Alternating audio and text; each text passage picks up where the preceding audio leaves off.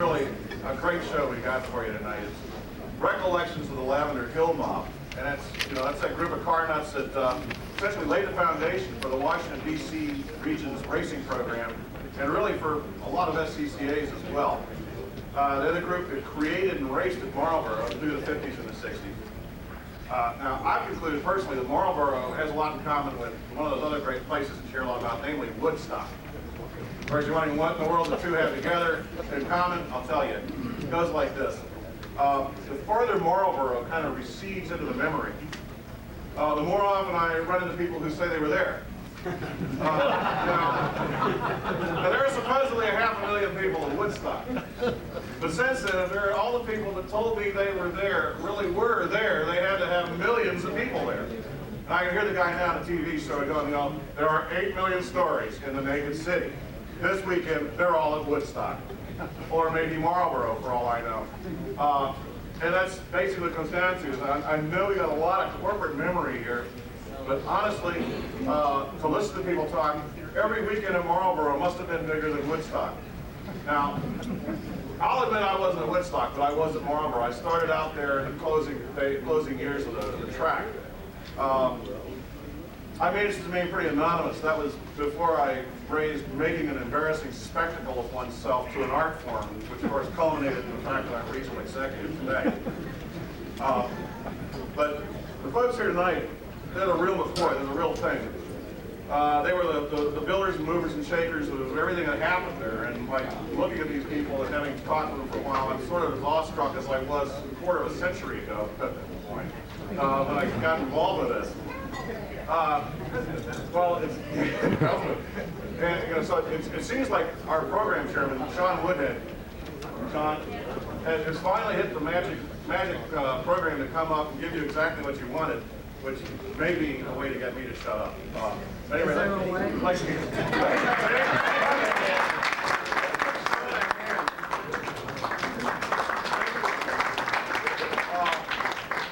yeah.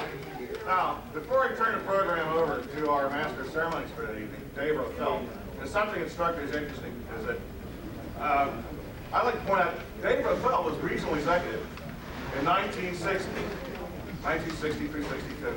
So we could kind of figure this to a certain extent that let's just kind of go back 31 years,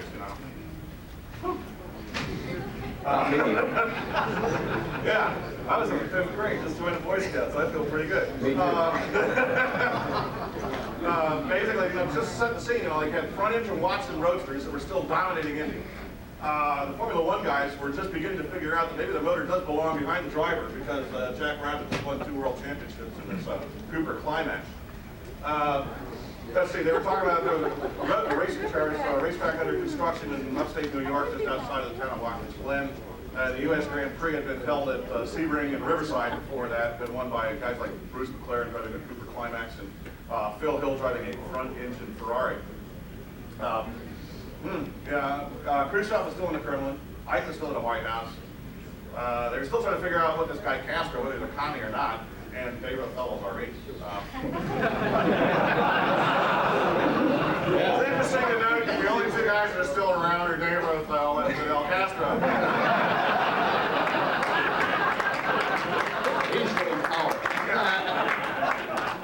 And, well, just as one final note, if it does make those of you who aren't in power anymore still feel a little better, at least everything from Detroit also had tail fins, except, of course, the cutting-edge Edsel. But anyway, on that note, I'd like to let's return to those thrilling days of yesteryear and welcome you to a membership meeting of the Washington DC region from sometime late 1961.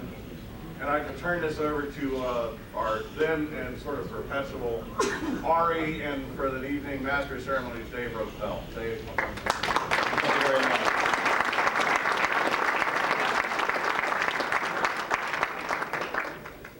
It's a great pleasure to be here tonight and see you all here and welcome you here. And believe me, folks, I'm not fibbing you or kidding you at all when I tell you this was average for a membership meeting in about 1960.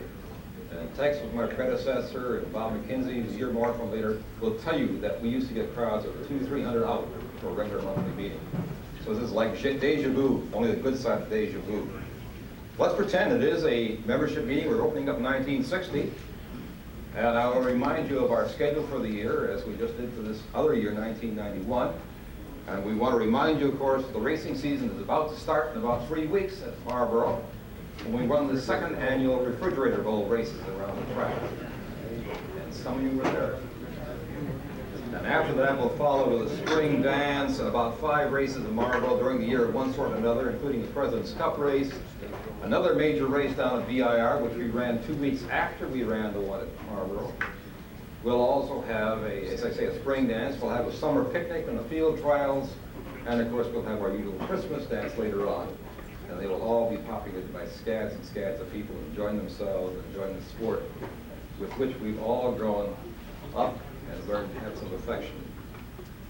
Well, I suppose I should also start by introducing the rest of my officers for 1960.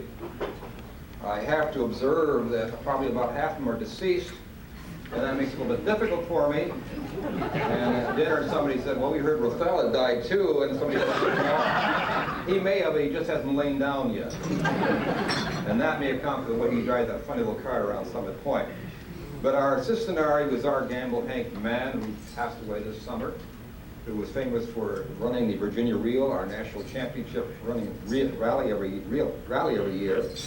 Bev Overton, who was our secretary and the wife of Charles Overton, and she lasted 2 years. And I know from looking at my records that when she sort of faded away from the picture 2 years later, we elected a newer member of the SCCA to serve as interim secretary, and her name was Sue Roethel. And that was her first elective or appointed office in SCCA. And she's been around a bit too. Our treasurer was Ed Foreman, who lived for many years in Florida, and God rest his soul, passed away not too long ago. Our Ed Foreman is gone. Yeah. He lived with May Goldman. You may remember May. He ran Bertram's Pipe Shop on 14th Street for many, many years. Some of you may remember that.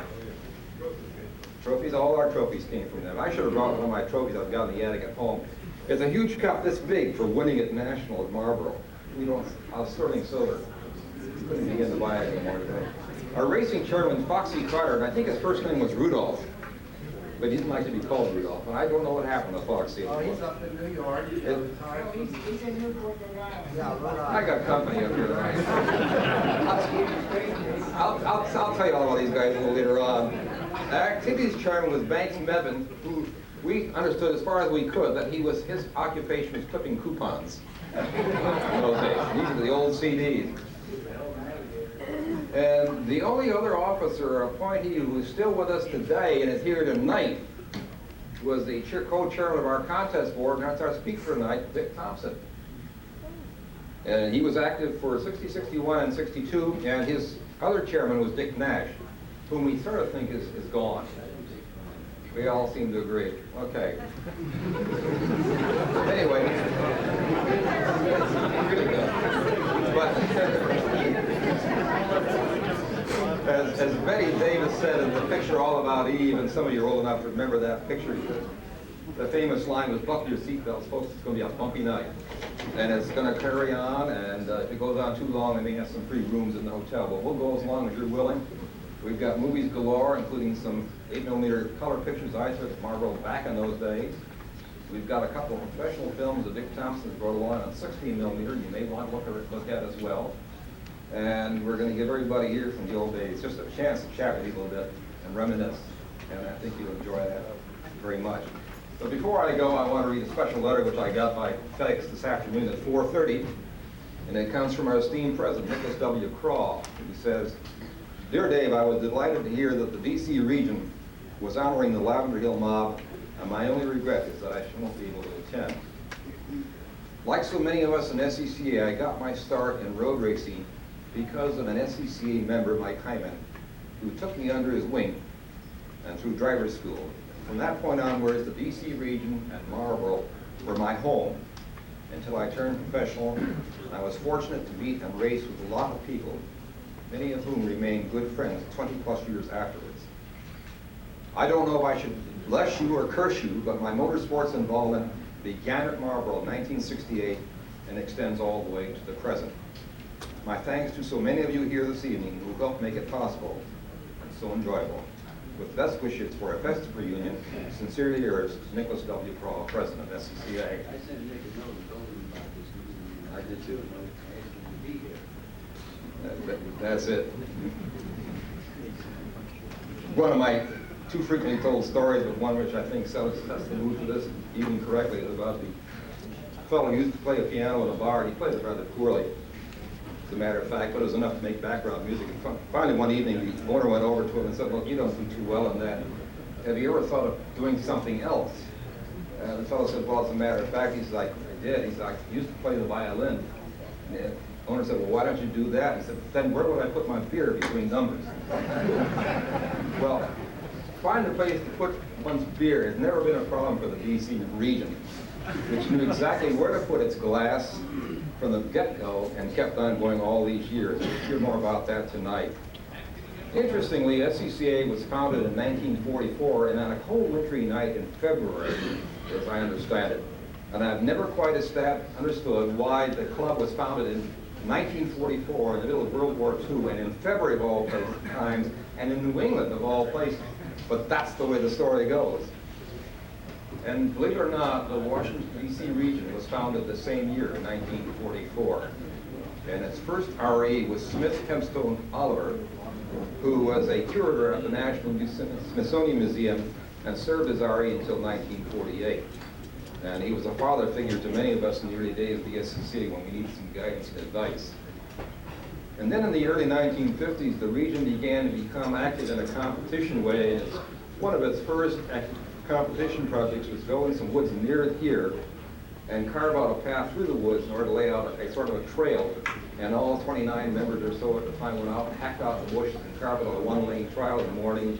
In the afternoon, they took out their TDs and TCs and maybe an occasional Jaguar or something like that, and had fun driving as fast as they could, and went home with some trophies in the afternoon. That was their first competition event. But by 1954, the region put on its first real racing event. And what an event it was. It took place at Andrews Air Force Base outside of Washington. It was part of the old Strategic Air Command Championship races.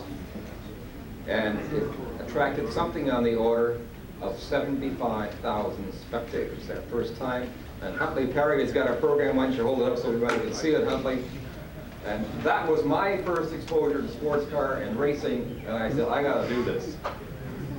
And shortly thereafter, I got involved, and I think there are probably a few other people in the room who were there that day as well. And remember, I think Dick Thompson, our speaker, as a matter of fact, raced that day. I don't know whether anybody else here in the room raced that day. You raced, Huntley, in the Crosby? You were there. Who else was there? And you're Tom Stewart, yes. Okay. Right. Bob Hope was there. And he had Dave Garraway was there. And the GM Futurama was shown there. Curtis LeMay, yes. And the race was won, as I recall, by Bill Spear driving a 4.5 liter Ferrari. Yeah, Jim Kimberly, with Gentleman Jim, red cover over the whole thing. It was quite a show. And the next year, the region organized another championship race, and that was at Hagerstown Air Base, National Airport up there. And again, had a great show of spectators, and that one was run by Carol Shelby, as I recall, driving a Maserati. Very plain Jane-looking silver aluminum car. But through all of this, there were a core of people in the Washington, D.C. region who began to believe there was a future in sports car racing and road racing. And the question was how to perpetuate the successes of Andrews and Hagerstown. And so a group of them convened, organized themselves into an informal group called the Lavender Hill Mob, and began to place the stones in place for getting it going.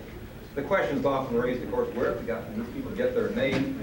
They got it, of course, from the Alec Guinness movie of the same name at about that time, the Lavender Hill Mob, which was concerned with a group of inept robbers who tried to steal gold from the Bank of England in London and for their own well-doing. And the way of getting it out of Britain was to mold it into little statues of the Eiffel Tower and to take them over to Paris where they could be sold to the underground. Lamentably, one of the crates of the bogus statues, the Eiffel Towers, got shipped astray and wound up in the hands of a group of British schoolgirls, and the rest of the movie goes on to tell how they proceeded to get all these gold crusted Eiffel Tower's back. But that's where the group got its name from. And the Lavender Hill mob took over from that, but unlike the robbers in the picture, our mobbers were not inept at all because they knew just exactly what they wanted to do and they knew how they wanted to do it. And they began to get together with a gentleman named Eugene Cheney, who was a contractor, constructor in Upper Marlboro, Maryland, and began to plot ways in which they could turn his then about a third of a mile stock car oval into something resembling a road course. They were successful. And in 1955, the first permanent road course in this area was opened. It was about 7/10 of a mile long at maximum, even though it was advertised as something more at that. And history began to make its way. And that's out of a point of curiosity, how many of us here tonight were there for that first race at Marlboro? I know some of you were. Sue was there as a pit steward with us. We were working. And that short course,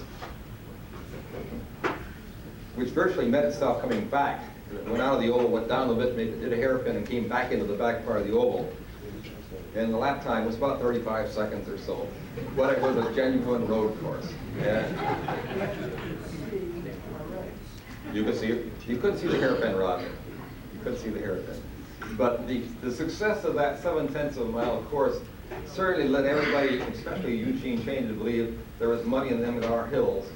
And within the year afterwards, the original 7/10 of a mile course had been extended to 1.7 miles around the perimeter of this property. And I want to remind you that Marlboro Road Course stood on 28 acres of land. And that, if you know anything about topography, is not a lot of country. It virtually ran the entire perimeter of the land.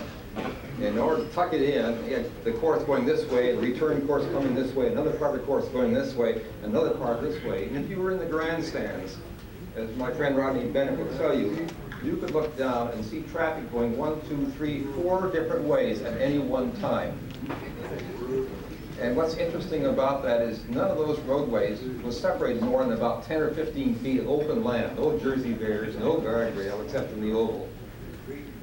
And a creek, I'll tell you more about that.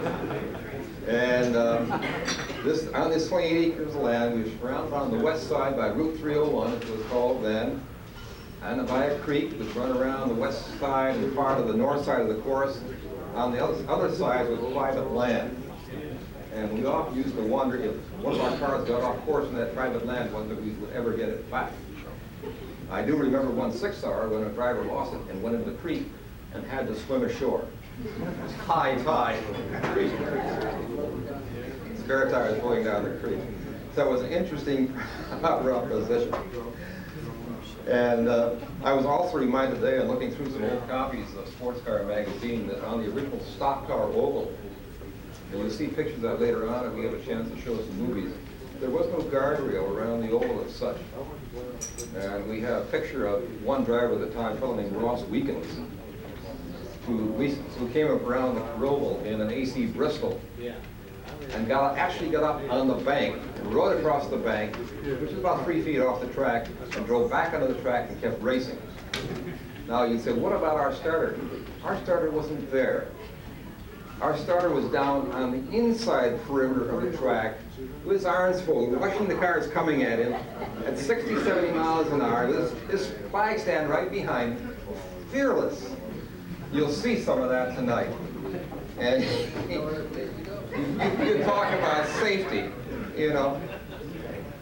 Well, that's how it was. I think you're going to hear much more because we could spend hours here talking about it. But I'd like to have you meet and greet some of the people who were part of that original Lavender mob, and maybe give them a minute or two each to talk a little bit about something that in their recall was outstanding or spectacular or even just memorable about Marlboro Motor Raceway, as it was called.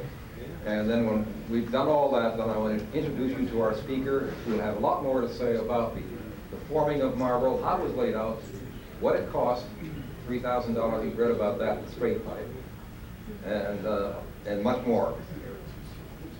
Now, having done that, I'd like to run through the list of Lavender Hill mob members that have been given to me.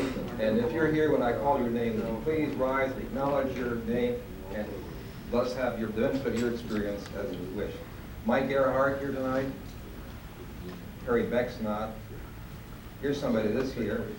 Mrs. Landon, Leila Burke. Leila is 90-some years old.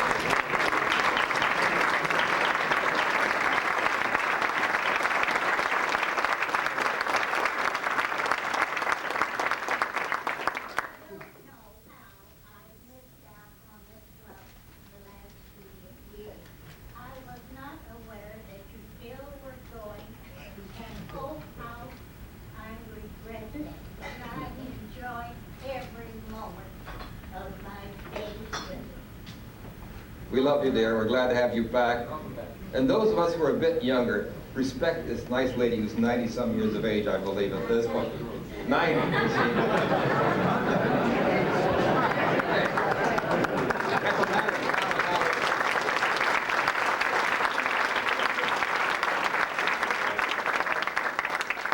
I know when I got B85, Leila, I was proud of it. I'll get there. I'm determined. The only thing you all don't know is I've decided to become immortal, so I'm not going to worry about those things. We don't have Mary Kay or Sam Dubois with us tonight, I believe. Cliff Green come. The next gentleman I know is here. He's my mentor. And I don't think I'd be standing up here as your Suduari in 1960 if it weren't for this gentleman. He was my predecessor. He's a very beloved friend of mine. He's the guy who nurtured me and brought me along and put me into every office I ever held in the SCCA, from activities chairman through flagman, through starter, through treasurer and everything else. And I'll never forget when he made me treasurer, he said, here's the treasury, and I got handed a cigar box with a few dollar bills in it and some tickets. And he said, there it is, do it. That was the treasury. You heard about our church tonight. And this is a guy who is really so identified with this region and with the colored lavender and the lavender mob that he enjoys with special affection in my heart. I know he does in yours too. Richard and Tex Hopkins.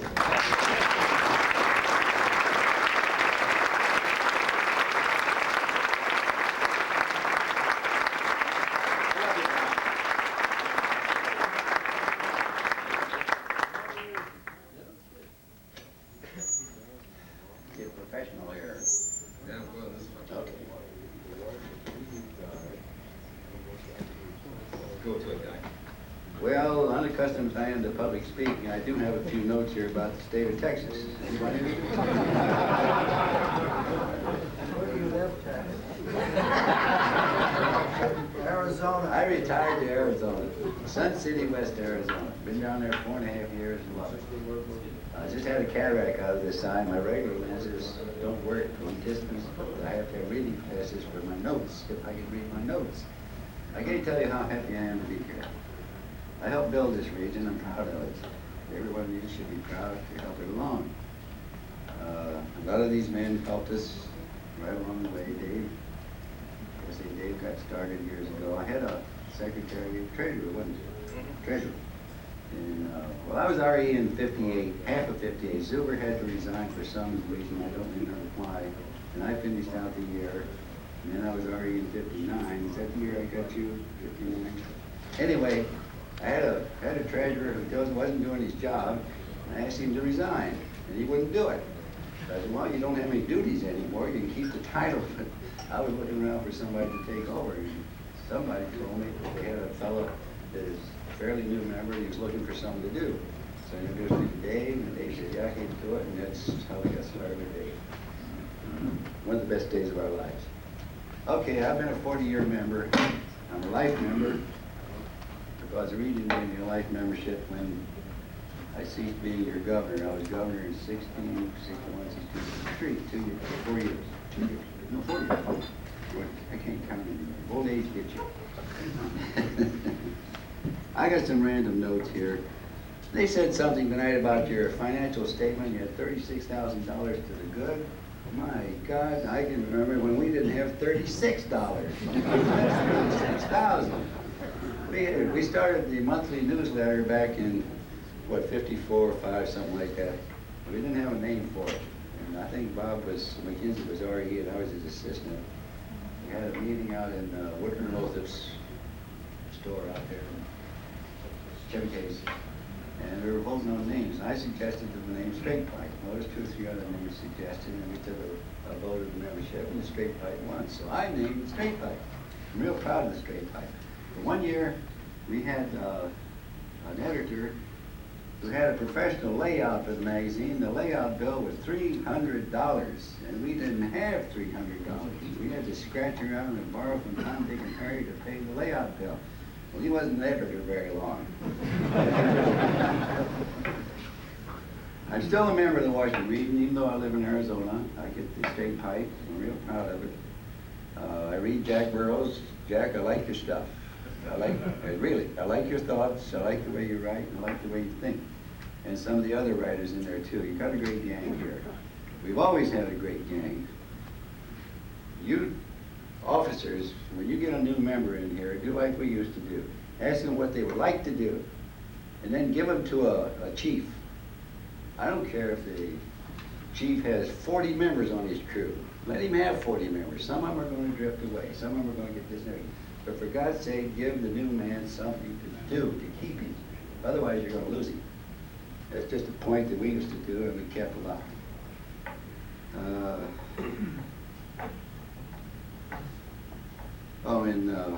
Something about our trophies. I read about trophies the region has won, and there's a little glitch in there somewhere.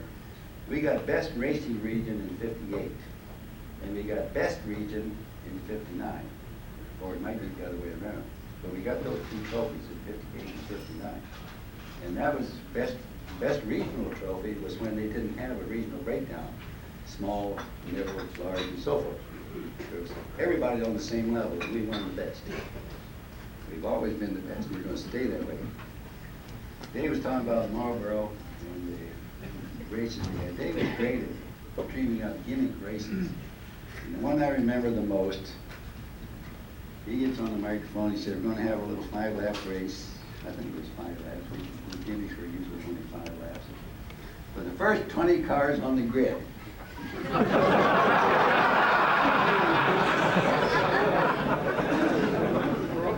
We had 3 fender benders in the engine. But we finally got 20 cars out there. We had a nice race.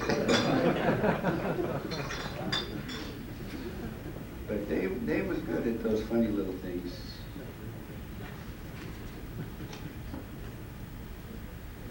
That's about all the notes I've got. I would like to point out something. As I'm retired. I'm 76 years old last Wednesday, and I'm living on retirement pay, which is not great. I was an imported car salesman for 35 years, so I don't know. The only retirement you build up when you're in the selling business is what you make for yourself. Companies don't, dealerships don't give you anything. So my income is not great. We're not starving to death. We don't owe anybody anything. Everything's paid for. But I couldn't have made this meeting on my own. The Lavender Hill Motto send me a ticket to get me here tonight.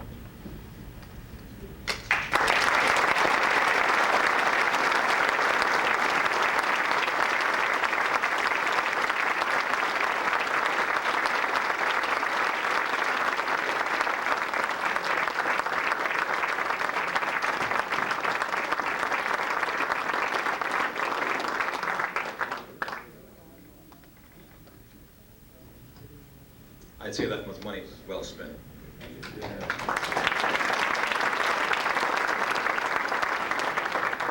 have to tell you that Tex, like some of our other esteemed guests tonight, was invited to join us for dinner, and he never showed.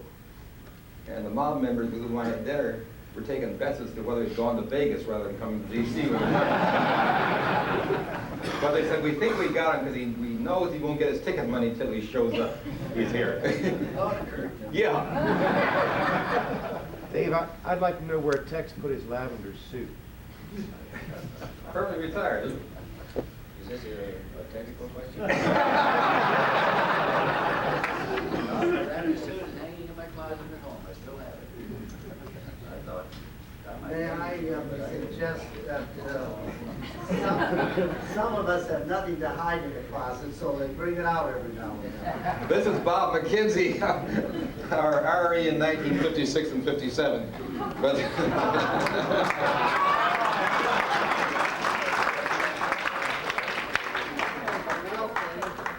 On the back it reads Lavender Hill Mob. And some of these are my personal triumphs at Sebring and so forth. But this is what we all used to wear. I'll tell you a little more about what we talk more about that. if I ever get up here. H-I-J-K-L. You may make it this evening, Bob. You may make it. I have to say, we were talking about budgets, that an annual expenditure in the region's budget at that time was about $50 or $100 for a new white linen suit for our starter, which you would probably take out and get dyed lavender. And I often would like to have been with him when he took it to the cleaners to say, dye this thing lavender. You know, when he and I were young, gay meant something different than it does today.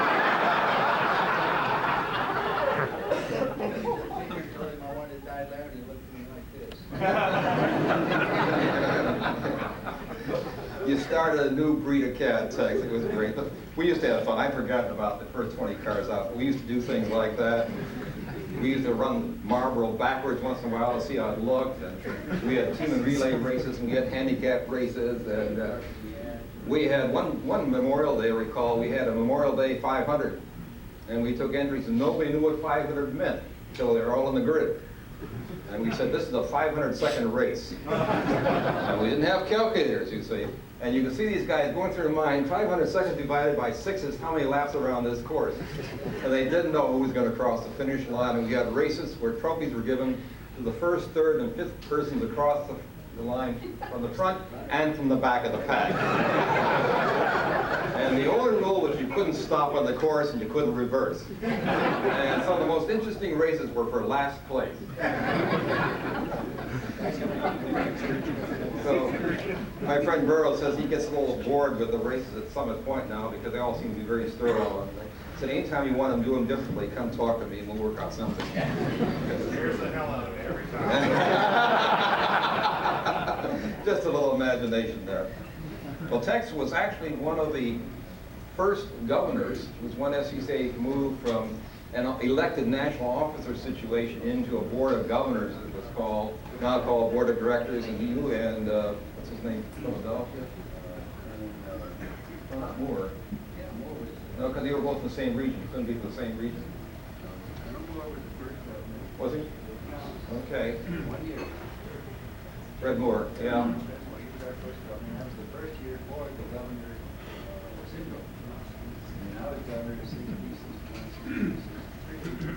And I succeeded you on the board. Yeah. And I came back in the 70s for another term, 75 to 77, I believe, somewhere in there. And, well, in fact, What do they call a bad penny? what to do, put him upstairs. And I was reminding Jack Burrows that some of the former IEs you're going to meet tonight were elected by the membership as a whole. Tex was, and Bob McKinsey was. And I was the last one to be elected by the membership as a whole. Does that prove anything? I don't know. Went downhill from there, Bob. You know, I should have just left you home. You're good. I think he's going to getting up there. Next on our list is Bill Long. I know he survived. Bill, are you in the room? Come on, Bill. Anything you want to say?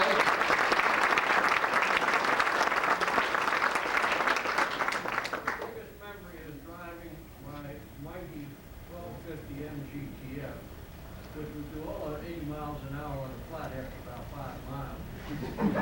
Thompson passed me. He passed me in a Boston Healy, as my younger son said. And it was a 300 SL after that I gave up. This is the same race.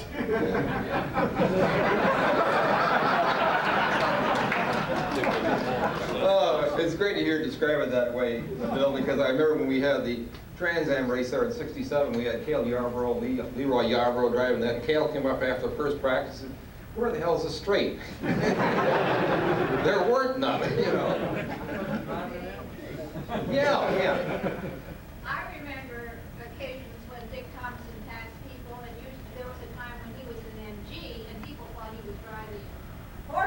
Yeah. And then he was driving a Porsche, and people thought he was driving a jet. And he just went on like that. He just went by it. Thank you, Mary Jane Burke, and you'll hear a lot more about that in a moment. Person for Dick Thompson. That's right. Marty Malarkey, I know is here. Where are you, Marty? You want to say anything to us, Marty?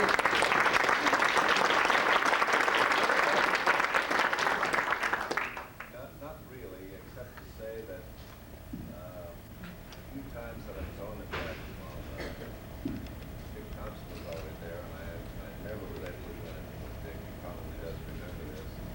The only time that I was on that track that I was very happy was the year that I had the 300 SL Gold. Now it's Hagman was on the track, and this was Dick. I don't recall whether or not you remember this or not. That was probably the most exciting day of my life. I only stayed on the track for about 5 minutes before I found myself in trouble.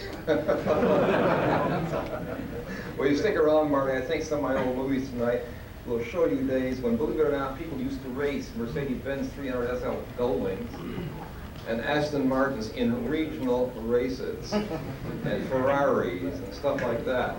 God, those are fun. The next guy is the guy who's being irascible up here, but that's always been his nature. He's a lawyer after all. And he was kind of a guiding light to me because he was RE when I first got active in this region in 1956 and 57. And he's still professionally active, and that's Bob McKinsey.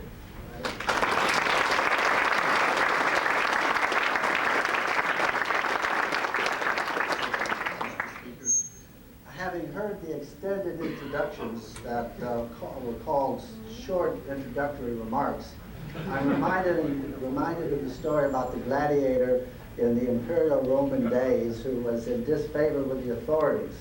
So they threw him into the arena with neither a sword nor a shield, and they let this ferocious lion out who was about to gobble him when the gladiator said something, and the lion just turned around and went away. And later they asked him, and this is the point, that is that I told the lion if he ate me, he'd have to stay for the after-dinner speeches. So, I don't know whether you people ate dinner or not, but you sure as hell are getting some after-dinner speeches. And every one of them I thought was coming right out of my time.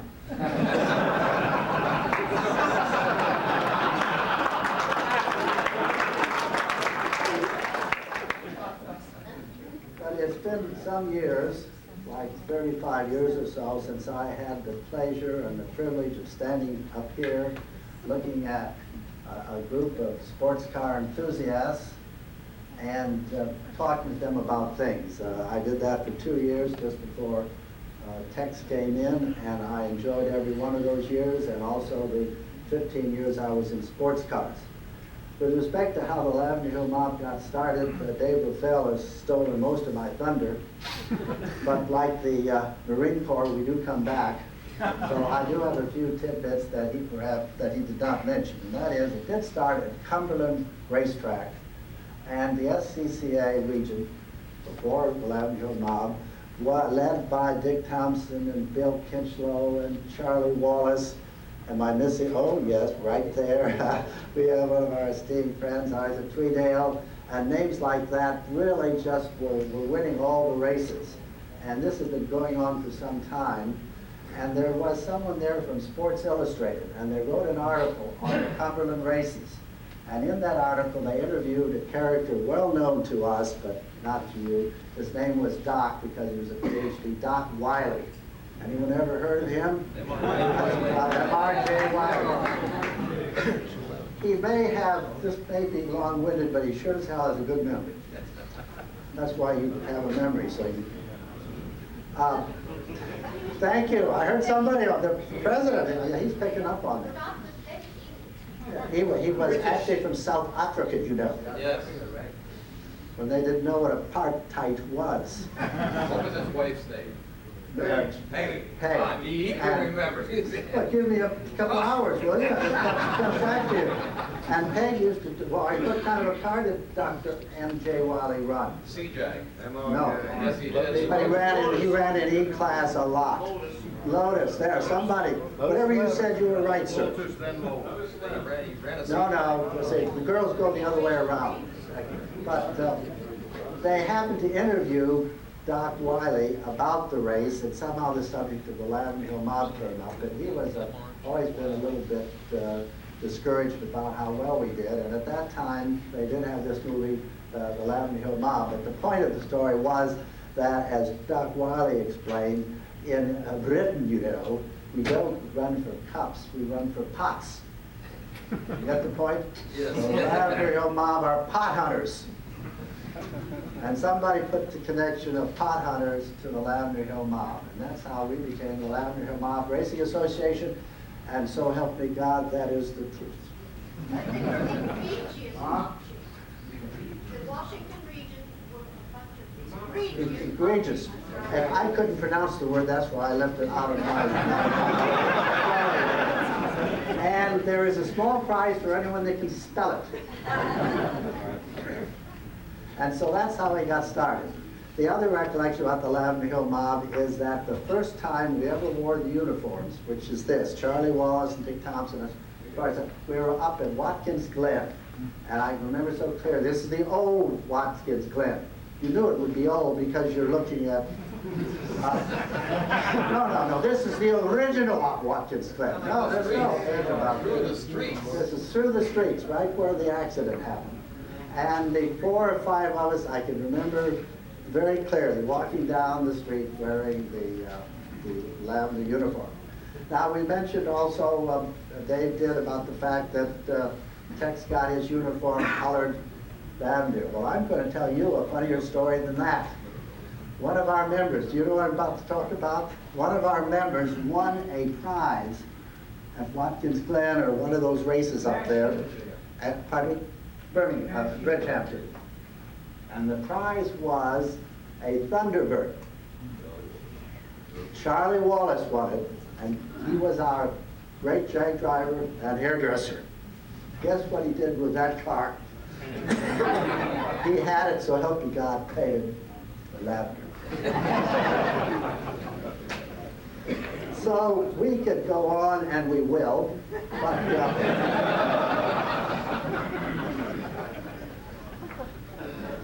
we did frisk. Nobody here with guns. I don't want to end. Well, it wouldn't be a bad way to go, would it? End your life on the stand with your mouth open, somebody taking dead aim. Another recollection I have is dealing with Eugene Cheney. His name came up. He was a paving contractor, and like most people in the construction business, if there's anyone here in the construction business, just put your hand over your ears, please. They are rough and tough, and he was a big, rough, tough guy, and he had this little track, and it was being run for the benefit of the hot rodders, the stock car drivers. And so when we came up, I was chosen, being a lawyer, being fearless, as evidenced by the fact that I'm here tonight, and being fearless, I was chosen as the person to negotiate with Eugene Cheney. And he, of course, thought we were the, pretty boys, the sporty types.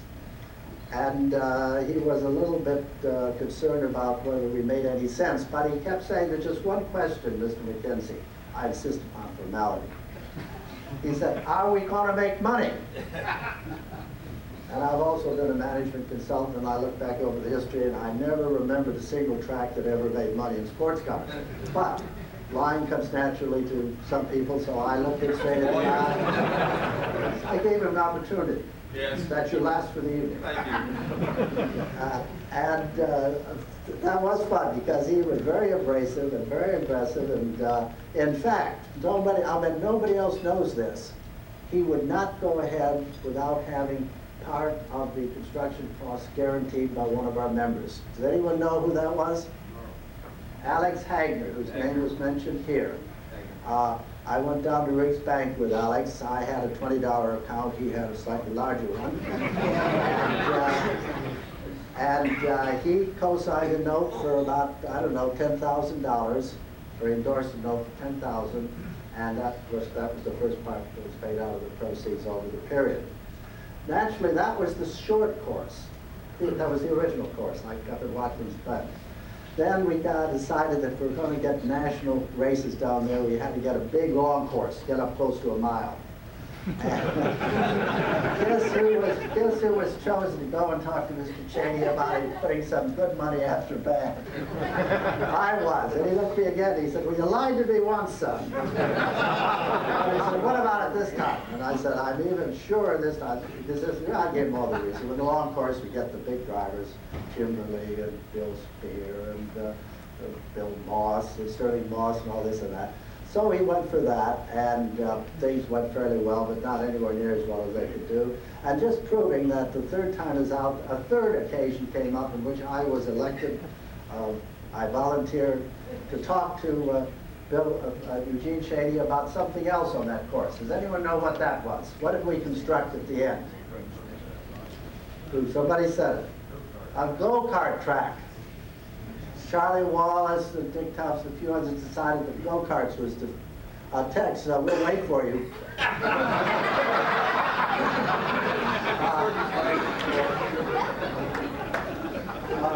I was told to go to Eugene Cheney and convince him that a go-kart track would make money.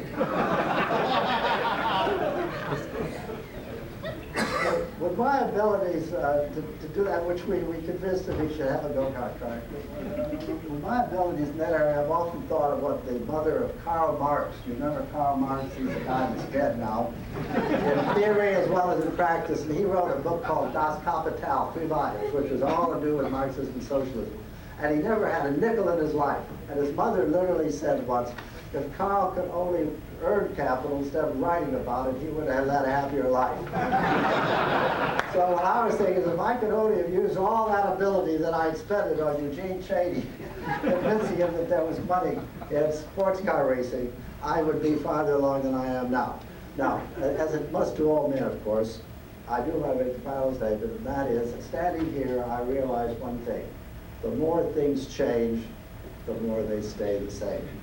Because none of you have gotten any more good looking than you were back then in 1952, believe me.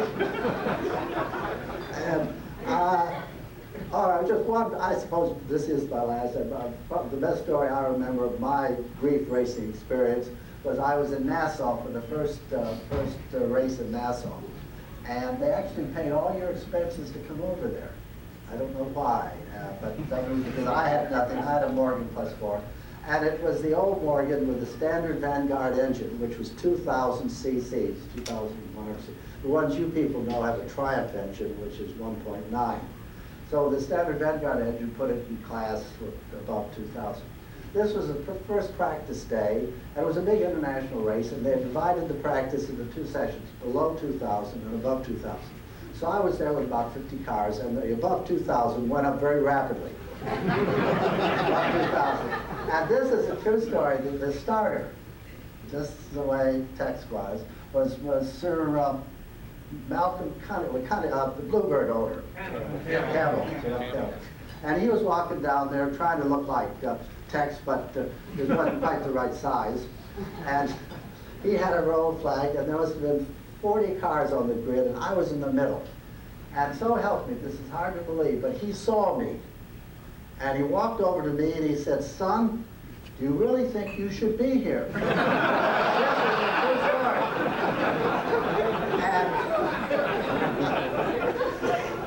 And as a lawyer, I replied very different. Oh, yes, sir. I know that this is for over 2 cc's, and you must remember, sir, this is the Morgan with the standard Vanguard engine, not the... He said, I don't give a damn. He said, as soon as I drop my flag, you get your car right over to the right-hand side and keep out of everybody else's way. It's been a real pleasure for me, and I hope for you. Thank you.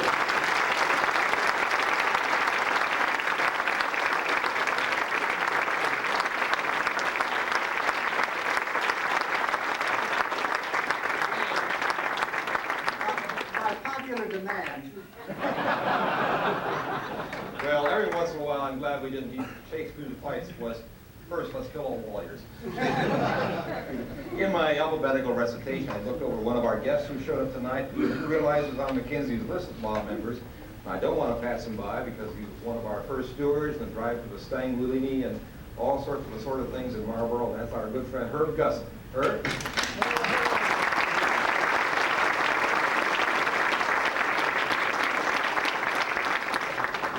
Chief Stewart, that I don't have any hair, like that, take care of guys like that. Glad you could make it, Herb. And now we come to another one of the luminaries in this region, a guy who's driven everything under the sun, a Morgan for one race in which he won, an AC Bristol for many races, former junior Stangulinis and other assorted vehicles, and there wasn't anything he couldn't drive that he couldn't win in. And aside from that, he has an international reputation as a noted illustrator, having worked with Norman Rockwell and others. I'm sure you've seen some of his work in Saturday Evening Post and elsewhere, and that's our very good friend and very competent driver, Pierre Mion.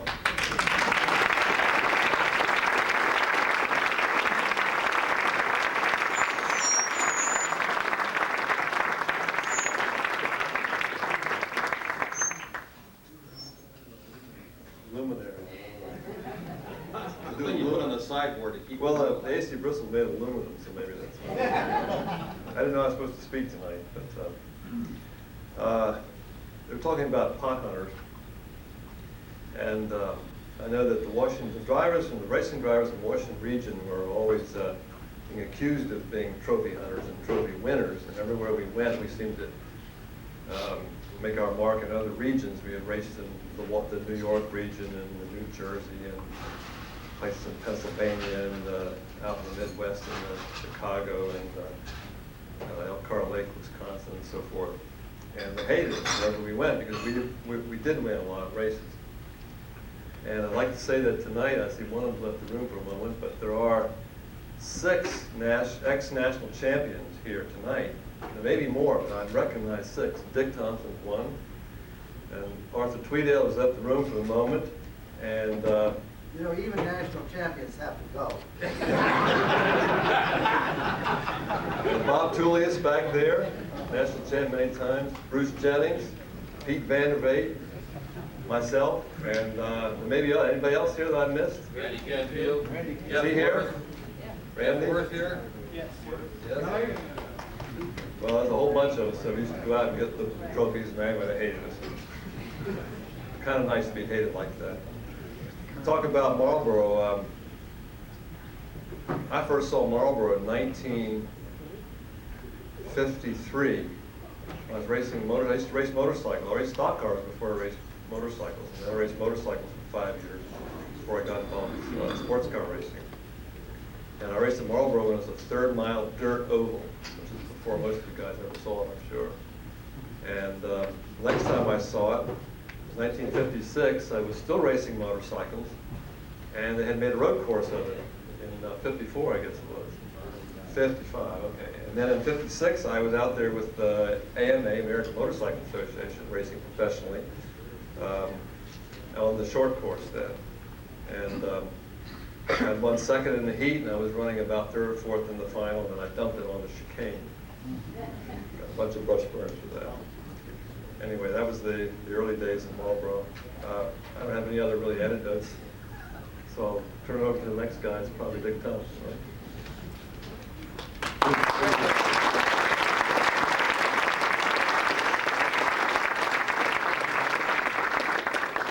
Thank you very much, Pierre.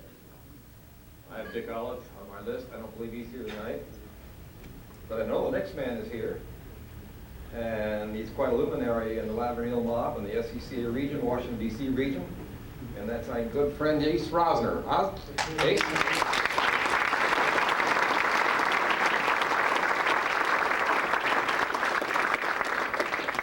Everybody's talking about after we had Marlboro paved.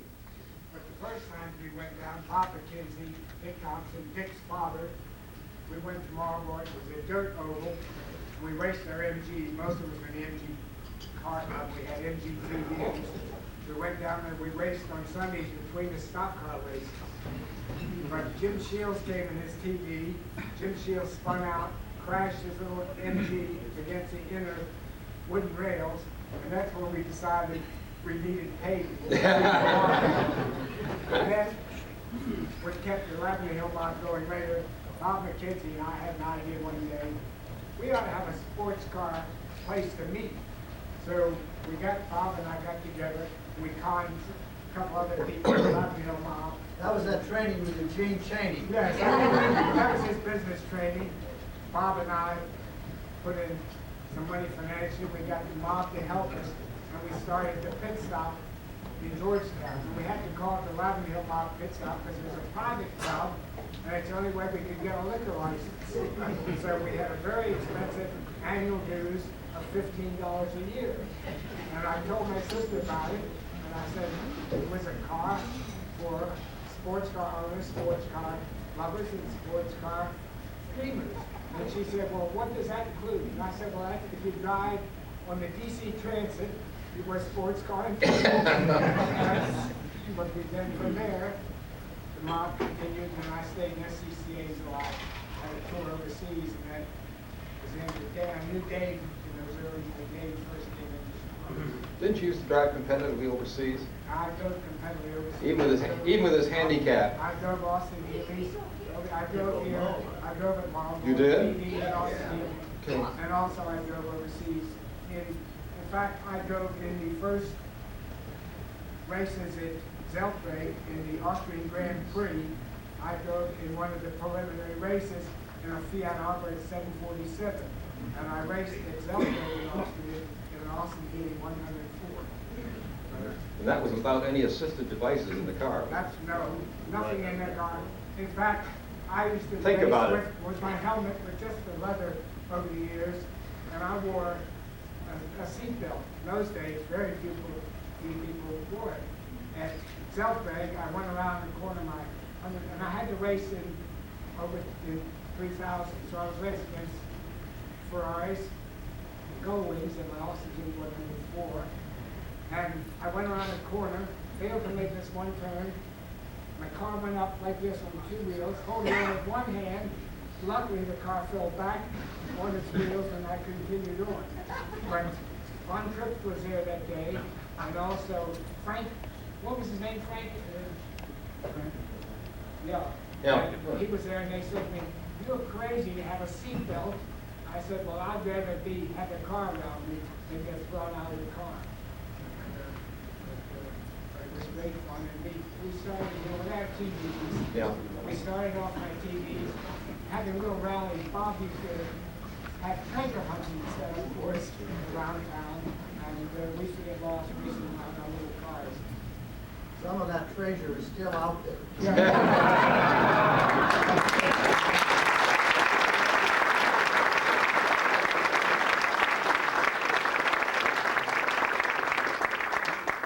Sterling Moss used to have that same idea about seatbelts, as I recall. Yeah. But I recall he came to Marlboro one time for a national championship event. Oh, no, he came to Marlboro to demonstrate the mini miter, and I was the fourth, they would say it.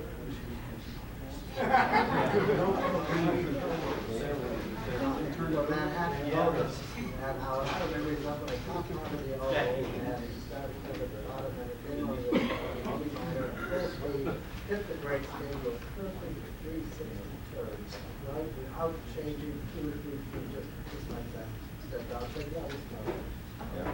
Didn't he turn on its side? He rolled the car. He rolled it, yeah. Well, the point of my story, and one thing people don't know, is he did come to a national event about the time Don Yankel was launching the Yankel Stinger. We all know what that was. Now we call it a Corvette Stinger. And we were trying hard to get it admitted to the race as a special vehicle. And as RE or something at the time, I had the opportunity to ride around Marlboro with Sterling Moss, and he did wear a seatbelt that day. And his comment to me as we were negotiating the hairpin turn, or the back turn rather, was that it handled almost as well as an MGB or any British sports car he had ever driven. And he was quite correct. Some of us wound up driving that car competitively. Well, we have here with us tonight Taz and Cindy Rutkey. Taz was kind of the region photographer at the time and author of articles in the Straight Pipe, and Cindy was potentially always involved in something going on in the region. Taz and Cindy, where are you? Want to come up and say hello?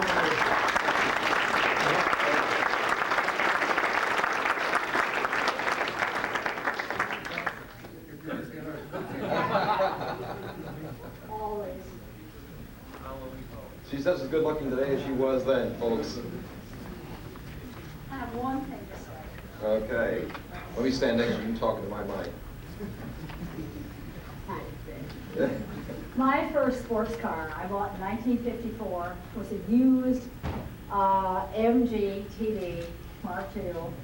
I got it Jack Prize. It had been driven by my friend Dick Thompson at Andrews Air Force Base in the SAC race, one of the old races on the Air Force bases. And I remember it died on me very early on. I was thrilled with the car. I loved it. And I took it over to Bob Scott's Shell Station, and Bob said, "Why did you buy that? Jack Pry sold you something he shouldn't have sold you. It was completely worn out, and it's dead. Give up on it." And I was really heartbroken. Worst thing ever happened to me. I stayed with sports cars after that. Good for you. Yeah, I think your warranty has already run out. But just It think, was well broken in, it's handy. He drove that sack race with the cap on his foot. Did he? That was it, ruined the whole thing. Yeah.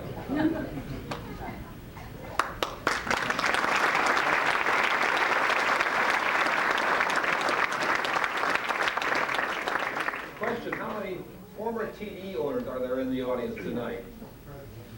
Don't you wish you had it today? How much it would be worth? I had a 1950, which was unique because it had the solid wheels rather than the artillery style wheels. And you had one too, Taz? No, I was a little early in the alphabet, but I wondered if Latrobe Squeak was here tonight. Here he is. The Trove Squeak was one of the fictional members of our region who could be found entering every race in all manner of beasts, and we put him on every entry list. And everybody was hoping for him to show up. He never did. We were speaking about Bob Scott, and I have Lois Scott on the list. Perchance is she here this evening? Bob was one of the father figures for many of us in racing, and he used to run the Shell Station over at Arlington, and we'd all take our sports cars over there to get them tuned and done up on our lunch hour. Good. All right. Cam Smith is not here tonight, I don't believe. Didn't make it, okay. But the next guy I know is here, and that's Ralph Snavely. Ralph, down here.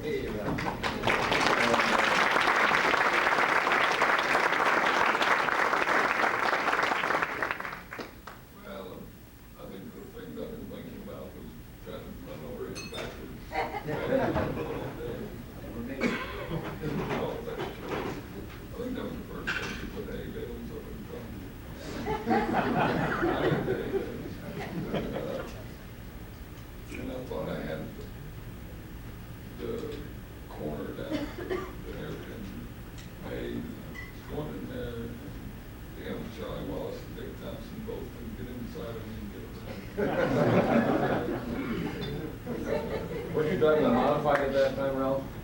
Yeah, I was running that TV. Yeah. Yeah. Okay.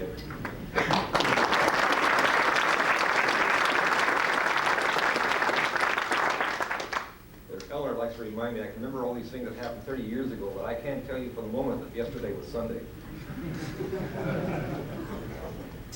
John Snyder. And I know the next guy, dear Tom Stewart. Tom?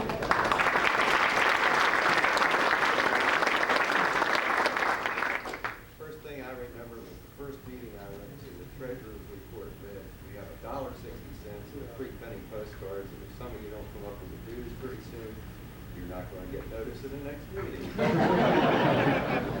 next thing I remember is the first person that showed up with a roll bar in the MG rolled his car in practice. The reason why I gave up being a flag man is because I took a series of pictures of the car burning to the ground after 3 people had put out fire extinguishers we used back then. And I went to the driver's meeting and I said, hey, you know, we ought to have some fire extinguishers. And everybody disagreed with me. And I said, please don't show those pictures to anyone else. So Bernie Boston, who's been standing beside me in the corner, won a national prize from SCCA. I stopped being a flag.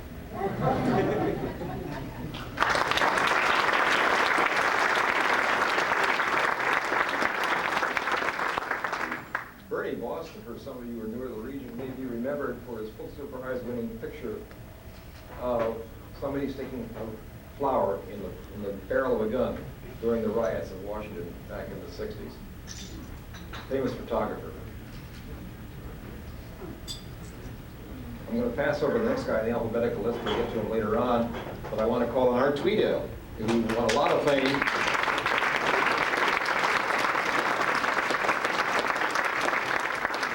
Driving what we used to call G-modified cars, and they were Elvas and Lotuses and things like that. And he and Frank Baptista used to have some pretty fierce battles.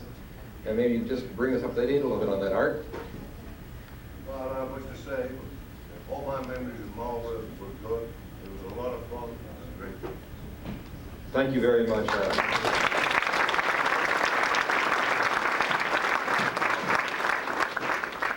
you can see, a lot of us have that feeling. We're almost like a family, and it still is a very extended one. Charlie Wallace couldn't be here this evening. He and his wife Hazel are living over in Ocean City area. And Florida? Not Florida? Okay, thank you. Same ocean. Same ocean. What's the difference? But Charlie was another one of those very peripatetic drivers who could get in anything and drive it. He drove 300 SLs and won with them, and he drove Alfa Romeos and won with them, and he drove Jaguars and did famously with them. Very, very confident. He used to, and Porsche, he used to own heads of Bethesda, beauty parlor over in Bethesda. And the last, but not nearly quite the last name on my list, he's not here tonight, but he's going to be here, and that's George Zuber, who was our RE in 1958 and who was the first chief steward of Summit Point Marlboro in those days. We didn't know what a steward was, but we thought somebody ought to run the show. And as George told me the other day when he called, expressed his regrets because he had to go to the hospital this afternoon for some tests and didn't think he'd quite make it out, that he was the last AAA licensed steward. Some of you may recall that AAA ran all the stock car races and the automobile races in this country up until about the 1950s, and then along came some other people to take on that job. And my favorite memory of George and Bob McKinsey, and I can share this little bit of levity, was that when I was kind of new to the region and yes, you will, because you were involved. And I was a kind of young whippersnapper and always having ideas for doing things and running these crazy races and doing things. And every time I get up and wave my hand, George said, "Well, that's a good idea, David." He said, "It's just in the not in the bylaws. We can't do it." I said, "Fine." This would go on for meeting after meeting.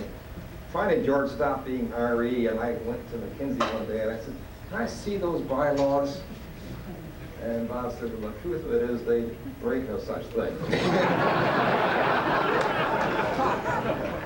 So I can still remember that we gathered in Bob McKinsey's office down in Pennsylvania Avenue over the Occidental Restaurant, and we wrote the first bylaws for the region back in '58, and that's what you got today. I'm sorry about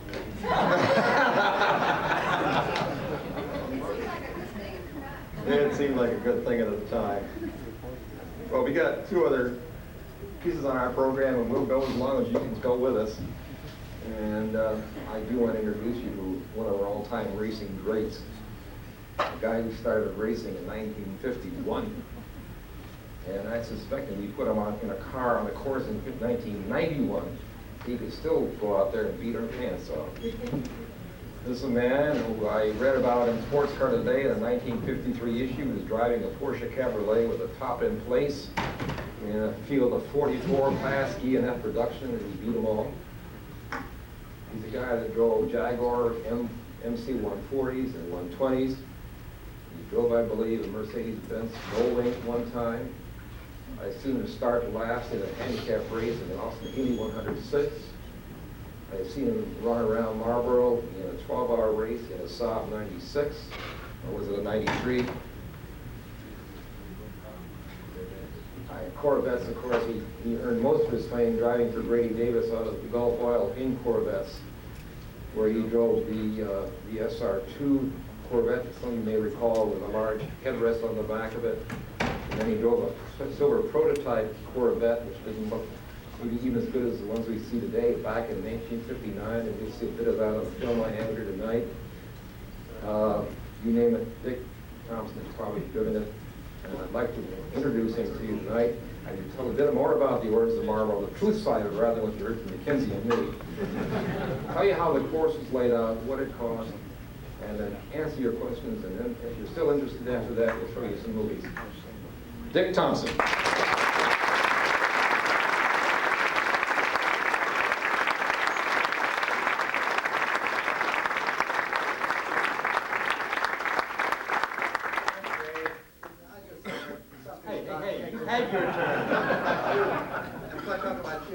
He drove a Porsche for the first time up at Bridgehampton, and it had just gotten in off from the docks. He'd only practiced it for a few days, and he was up against a Hoffman-driven Porsche. Who would that have been? The famous driver from Hoffman Motors.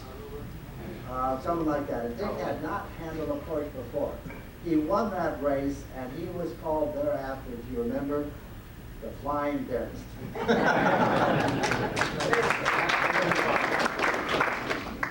Well, you've heard a lot tonight about how things were a lot more informal in those days, and they certainly were. I'd like to tell you a little bit about how I got started and the informality of that. I owned a MGTD, like everybody else in those days, and a friend of ours, Bill Kinchlow, owned an identical car, and we went up to Watkins Glen to watch the races. First time either one of us had ever seen a race. And this was in the fall, naturally. We watched the race, and we found somebody told us, you know, they race these little cars in Florida in the wintertime. Bill and I thought it'd be a real good idea to take a vacation in Florida. And so we decided we would go down and enter the race at a place called Sebring. And in those days, the 3As ran all the racing, and 3As ran Sebring. And we had seen at this point one race. So we towed my car down, took the wheels off Bill, because we heard you needed more than one set of tires to run a 12-hour race. So we towed my car down and hauled the Bill's spare wheels and tires.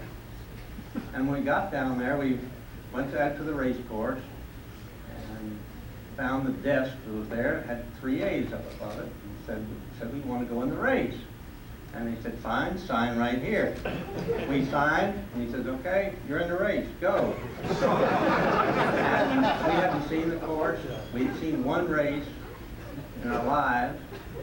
And so we went out. We both got in the car together. We only had one helmet. The driver naturally wore the helmet. And we practiced with two in the car, because we figured we'd learn twice as fast that way. And did all our practice with two in the car. We would just switch positions and take the helmet off and switch it to the driver. We happened to have a little problem, and they had steel barrels marking the course. It was an airport course. And one of us, I don't really remember which, hit one of the barrels and cut a tire. So we were one tire short, because we only had 7 tires then. So we wandered around in the pits, and we saw this very handsome gentleman in the pit area there with a whole bunch of tires, and we noticed that at least one of them was the tire we needed. And so we asked him if we could buy one.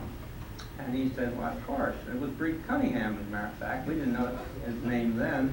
And so he sold us a tire for about $5, I think. So we'd have 8 tires. And he asked us, how many tires do you have? We said, 8. He said, well, why did you want this one? You had 7 others. And we said, well, you got to change tires. It's not on an MG, you won't. We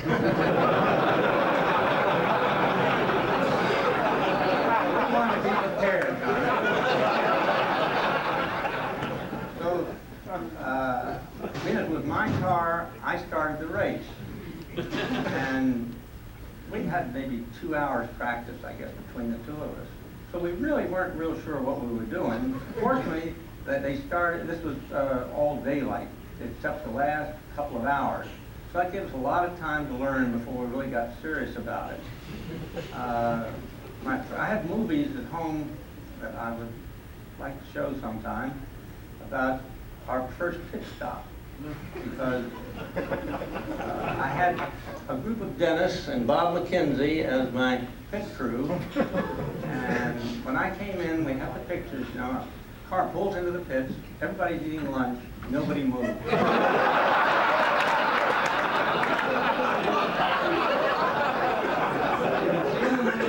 car pulls into the pit, and I'm sitting there looking around, everybody's sitting there, hi. I get out of the car, go over and get a sandwich. Finally, somebody wanders around with a gas can, starts pouring some in, and somebody looks under the hood, not knowing what was under there or what to do if they saw anything, put the hood back down.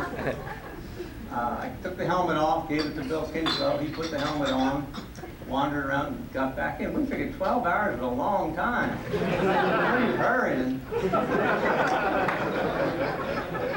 And as the race wore on, the poor little car for some reason kept on running fine. And Drake was right, we never did change any tires. Those were hard tires. And the car wouldn't go very fast either. About halfway through, or a little more, all of a sudden we found we were passing a lot of cars that had been passing us all day. And we couldn't understand why. So the off driver went over to some of the other pits and asked them, how come everybody's going slower? That we're running out of brakes. And the faster cars, all drum brakes in those days, they all ran out of brakes. But the MG, of course, didn't go fast enough for that. But most of the turns out on the airport course were faster than our little car would go. So we were flat out most all the way. We only put the brakes on maybe twice a lap, something like that. And with the built-in headwind that thing had, you slowed down in an awful hurry just taking your foot off the throttle. Sure enough, late in the afternoon, why, we were one of the faster cars there, believe it or not. But they had a lot of Jaguars and 120s in those days, and a lot of the small English true racing cars, and they were all running out of brakes. We ended up, I think we were 4th in class and 8th overall. Out of maybe 40 very expensive race cars. There were Ferraris and everything. They all ran out of brakes, because they all had drum brakes, and they all went real fast. And we noticed toward the end of the race, our little engine was making a little more noise than it did when we started. But it finished, and we towed it back home. And had to do a total rebuild on the engine. The crankshaft was a little bit out of round, a few things like that. But it staggered all the way through. And as I say, shows you in a long distance race, you got to finish. And if you can finish at speed, why, you do even better. And actually, I think what really built the SCCA in those days, and certainly helped our region, were the SAC racers. Because General LeMay was a sports car enthusiast, and he somehow persuaded the Air Force to allow the SCCA to run races on their Air Force bases. He was SAC. Yeah. They had their own courses, their own race, their own landing field. SAC was built for the Air Force. That's why Was they it? do it, because it was his Air Force. Okay. Well, they were Air Force bases that we ran on. One of them was Andrews Air Force Base. And that's what really built our region up, I think, was because SAC races were very safe. We were on an airport, and you had unlimited place to make mistakes. And as long as you didn't run into each other, why, you were all right. And that helped the SCCA money-wise. They made a lot of money off those races because the services weren't allowed to make money, really, and they broke even, more or less. And there was a lot of excess money that came down to the SCCA, and also it got an awful lot of drivers interested and an awful lot of drivers licensed. And it was following that Andrews Air Force race, I think, that we really got our enthusiasm to try to have a local race course. And that was really the way Marlboro got started. But that enthusiasm carried over.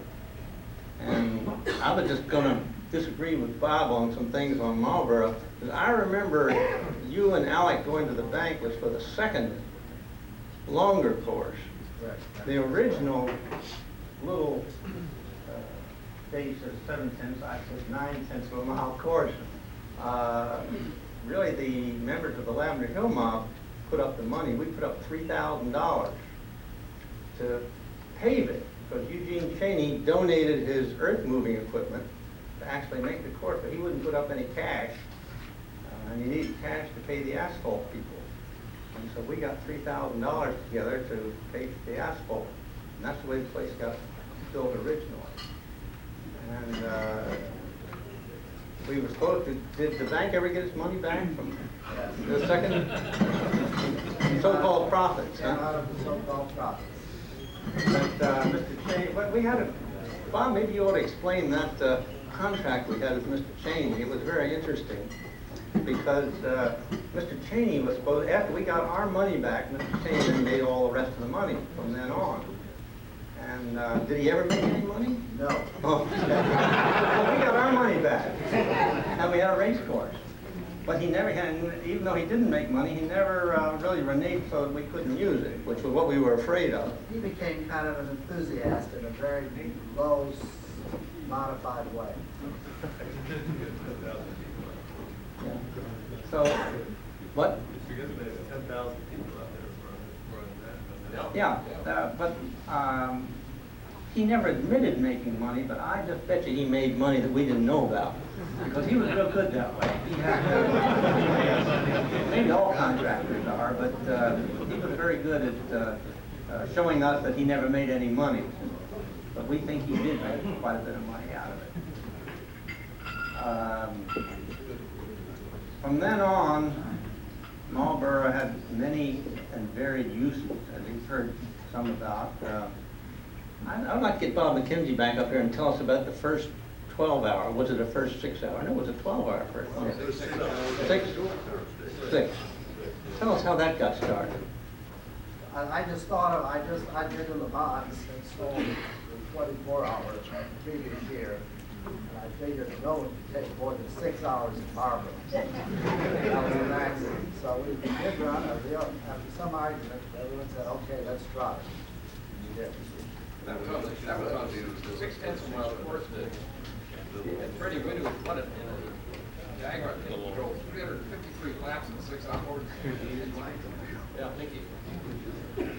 So we had the freedom of choice to do anything.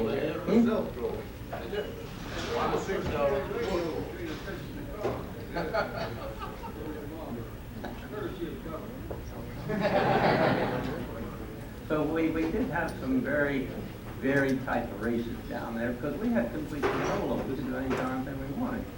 And that made it awfully nice because it didn't cost much to run races down there. I don't know whether we had insurance or not in those days. We had insurance? Well, it didn't cost very much, I'm sure. It should have.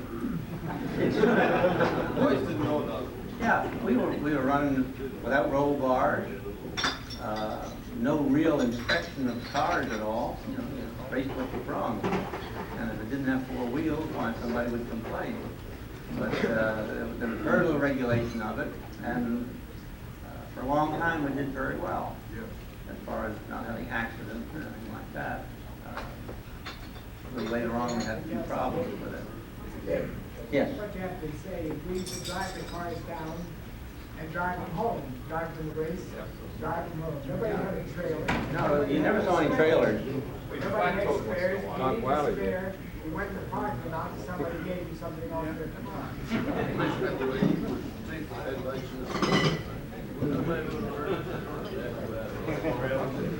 Tractor trailers and everything else, big racing. Yeah. Well, once professional racing started too, it got a lot more complicated then. How much were they? $10 for a regional, $15 for a national. $8 for the refrigerator bowl, special discount. But we also charged the pit crews. Every pit worker came in, was charged a $2 fee. Those days are gone forever, unfortunately. Well, I think that's about all. Any questions? How you laid out, Okay. You drove a turbine car at Le Mans with Bob Tools, Mhm. I think, finished fifth. No, we didn't finish. What could you, oh, okay. Do you recall anything interesting about that, about the turbine car? Well, the turbine car at Le Mans was a bit out of class. It was just the opposite of what so many people thought. The shorter the course, the better it was, because it was simplicity in itself to drive, because you had two pedals, one go and one stop. And at standstill, when you put the throttle to the floor, at standstill it had peak torque. So you were always in the right gear. At a place like Marlboro, for instance, we had a ball with it down there because you were always ready to go, and you didn't care. You weren't double clutching, you weren't shifting, you weren't doing anything. You were just steering and stopping and going. And it went very fast down there for a car that really, she only had about 300 horsepower. And we could race successfully against cars like the Porsches of those days were running up close to twice that. And yet that car, because it was always ready to go when you wanted it to, was very good. Well, even the Daytona did very well as far as performance against cars with double its horsepower, because you always had, in other words, a Porsche had 600 horsepower at peak, but every time they shifted gears, they'd be down lower than we were. Whereas we had 300 horsepower the whole time, never varied. Right on the tip of your throttle. But at Le Mans, with all the long straightaways and the like, horsepower was what we didn't have. And it just wouldn't go fast enough at the top end to really be competitive there. Which is always neat there. Did you win a 6 hour in that car? I don't know. I know it ran very well. It won the 6 hour race. It ran very well at Marlboro because I don't know. Come on, Dave. What year?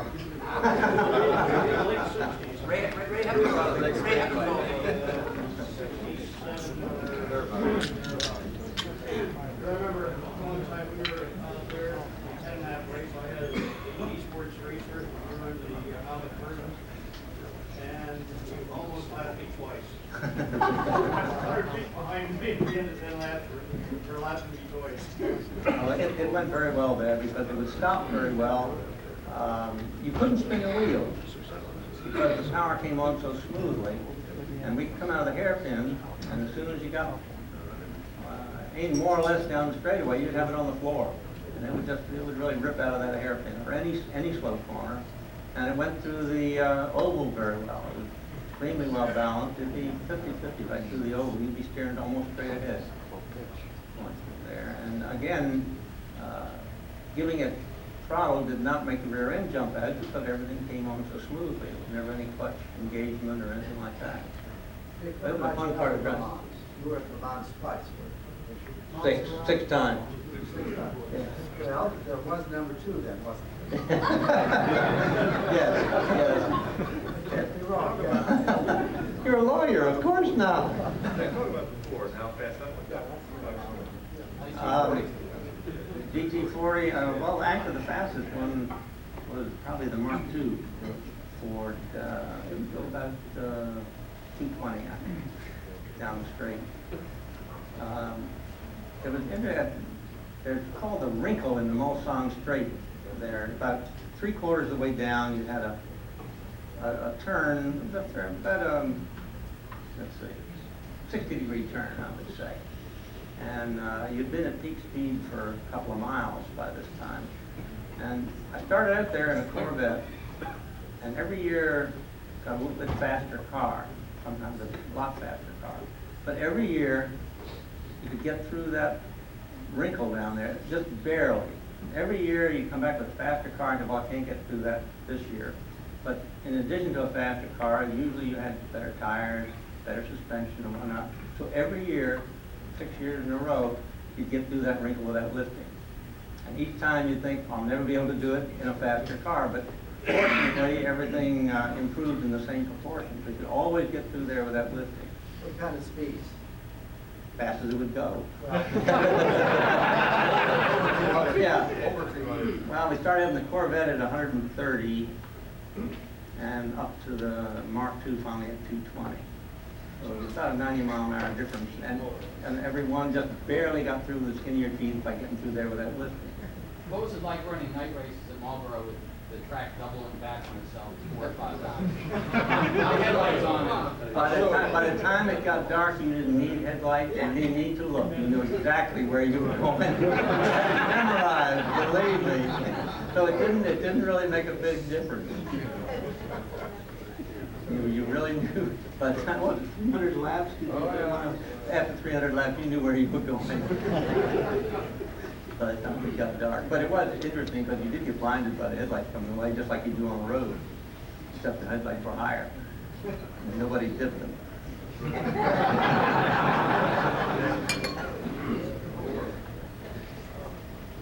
Any other questions? Yes, sir. How did you go from being a Corvette driver to being a Ford factory driver? Being a what? A Ford driver? A Ford driver? Oh, that was easy. They asked me.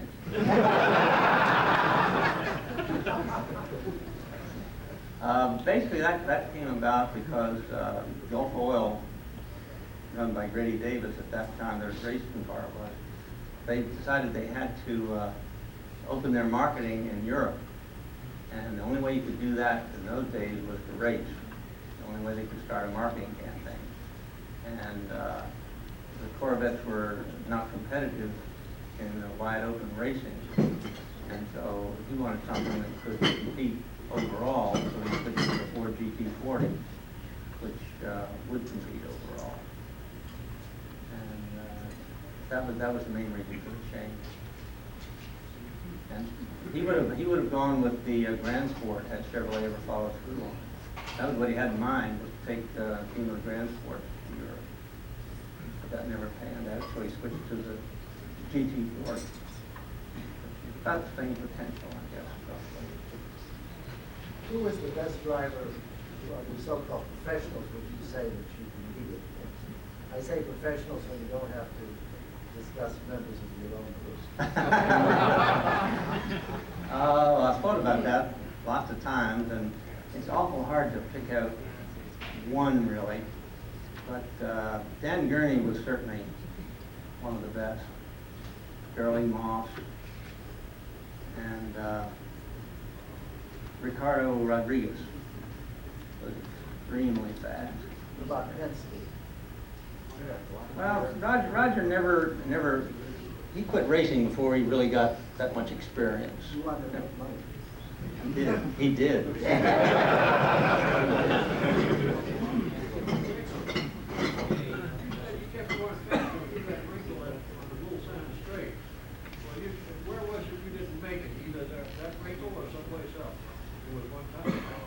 Yeah, with the Helmet, wasn't on that one, fortunately. It was on a little bit slower corner, and Only 200, right? no, this was back what they called Indianapolis. It was strangely enough back on the course in the woods at night. It was before Arnage. Just before Arnage, yeah. And at night, came around the corner and somebody had blown her engine and dumped oil right in the middle of the course. And I never even started around the turn. Went straight off into the woods. And hit a berm, hit a bank, a sandbank up there. And hit that and did a slow roll and ended up upside down. And slid along for about 50 feet, I guess, upside down, broke the windshield out. So all the dirt scooped right back in. It was like a shovel going along. Fortunately, it didn't hurt me, and but except I ended up trapped in there by dirt. And they had to peel me out and then shovel me out of there, get me out of the car. And there were just two guys there, and this was in the middle of nowhere, and I had to walk back to the pits overland. And it took me about 40 minutes, I guess, to walk back, and nobody knew where I was or what was happening. So the car didn't show up, that's all they knew. Dick, do you remember the novelty races we ran at Marlboro with Elmo Langley? Yes. And Bus Procene? Elmo Langley, some of you may recall, was a NASCAR driver. He used to have a 1954 or 64 Ford Galaxy to drive. And we'd invite him down for the regional races at Marlboro. And Elmo was a pretty accommodating old guy. And we'd run him around the oval. And we'd team him up with Dick Thompson in a Corvette, and Don Yanko in a Corvette, and Bruce Jennings in a Porsche Carrera, and somebody else. Huh? Ken Lee, yes. They go around 10 laps around the oval. And Elmo kind of liked that. Then we sent him around on the road course, and Elmo didn't care for that. So, and I was talking with George Zuber this week about this, and George said he came down the infield one time and he found Elmo Langley drinking something out of a mason jar. George was chief steward, and he said, "Are you Mr. Langley?" He said, "I sure am." He said, "Who the hell are you?" And he said, "I'm Mr. Zuber." And he said, "I don't care who you are." He said, "You leave me alone when I'm drinking out of my mason jar." And George said, "Well, Mr. Langley," he said, "I happen to be the chief steward here, and if I catch you drinking any more of that grape juice out of the mason jar, you ain't going to race." And Mr. Langley said, "Let's just pretend we didn't have this conversation, shall we?" And he went on about our business. He understood that. He said, "If you don't let me drink my grape juice, I ain't going to race." And Zuber said, "If you drink it, you ain't going to race." And he did. But we used to run the stock car against our sports cars. We used to have Bus Procene who drove a full midget against him on the road course. And that was quite a thing because he didn't have a starter on that car, did he? Everybody else was a standing start waiting for Bus Procene to go around the oval and catch up at the back of the pack, and then Tex would wave the green, and we'd be off racing. But we did things fine. Dick, you were going to tell us briefly about how you set the Marlboro course in place. The great survey you went through to put that place where it was. Can you talk about that? Well, we, as I said, we got the okay to expand the course, and there was a bit of conversation about how to do it. And after looking at a plat, we realized there really wasn't any way to do it. But we had to get a theoretical 2 miles out of it in order to get a national race there. And so George Zuber and I went around with wooden stakes, and we'd go like that, you know, and say, well, that's the biggest space we can get. And actually the course was made with no idea as to being a pleasure to race or efficient to race. It would just get the longest possible distance in the 20-some acres that we had to work with. And the end result was merely a matter of getting the greatest amount of distance in the smallest space possible.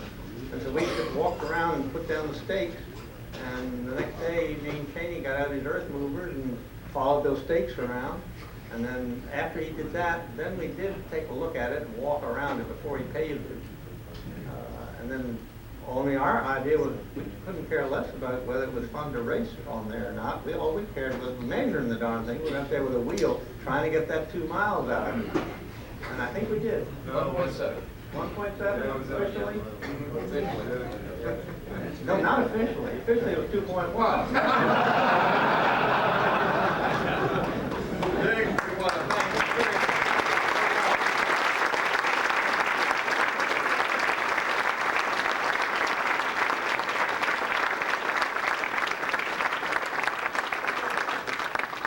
As you can see, there's a special kinship with many of us feel for the Washington region, what it's done through the years, and what I'm sure it's going to continue to do in the years to come. I promised you a short beverage break, and we got to meet our minimum on the bar back here, and I'm sure some of you will help us work through that. But before we do, it's been my pleasure to look around the rooms and see some other people I haven't seen in a while who've long been associated with the Washington region in one way or another, and I want to take just a moment to acknowledge their presence, and if I've overlooked anybody, I apologize, and don't stand up. Don't hesitate to stand up if I have missed you. And one of the people is the person who went through driver's school with me back in 1960 over here, Bob Tudis, Group 44.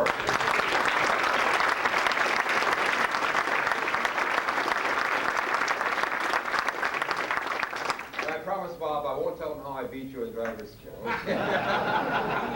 He wins. I just want to Did you bet him? I I told Jennings you'd tell that story before the night was over. We were both driving TR3s in driver's school.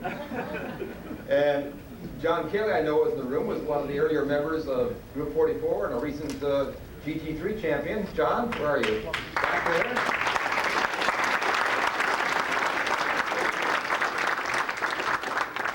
And also Porsche-meister, who is older today than he was then, but still very good looking. I bet he could drive a Porsche just as fast. Bruce Jennings.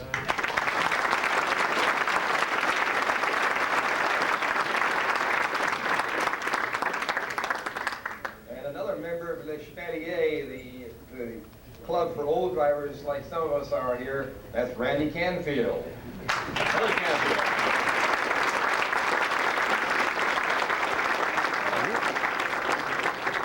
Huntley Terry in the front row, whom you've heard trumpet, drove a, it was an H modified in those days, wasn't it, Huntley? Well, we drove everything.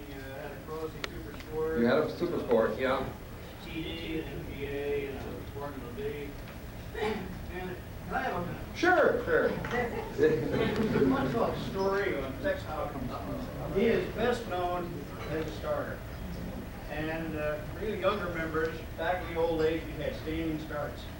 And Tex had his own technique. After he was assured that the field was ready to go, he would turn his back and walk away. And in some instance, he would jump and turn and then wave the flag.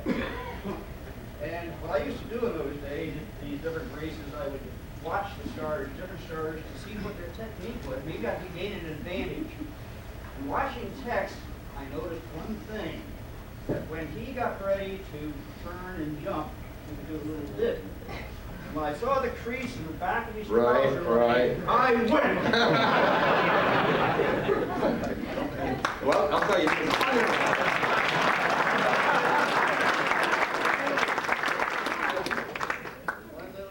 One little thing you forgot.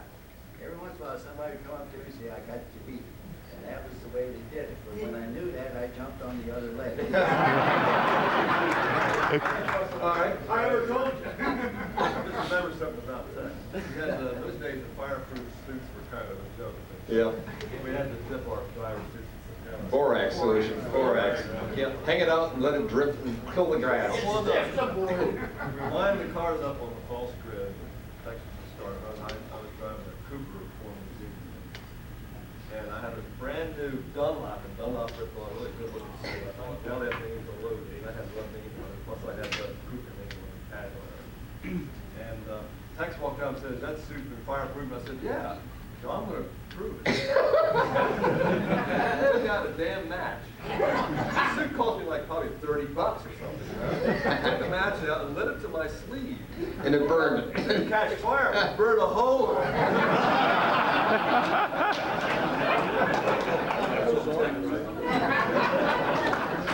One of the things you don't know about Tex, and stop me if you've heard this one, but this guy actually raced. And for a brief period, he was doing real well in, would you believe it, a K production Barclay. Right?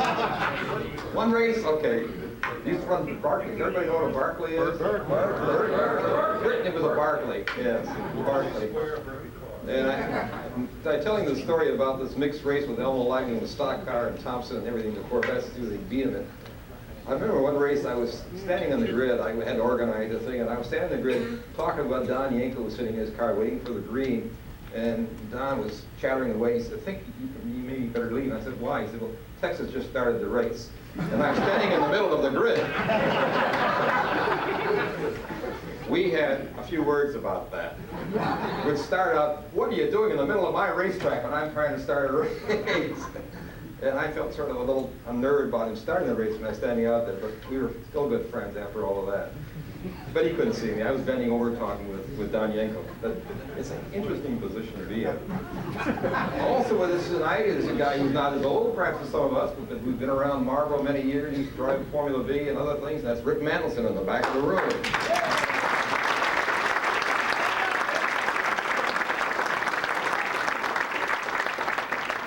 Standing near him is a guy who used to drive minis back at Marlboro, I think, and still can be seen at some point today, and that's Bill Holden.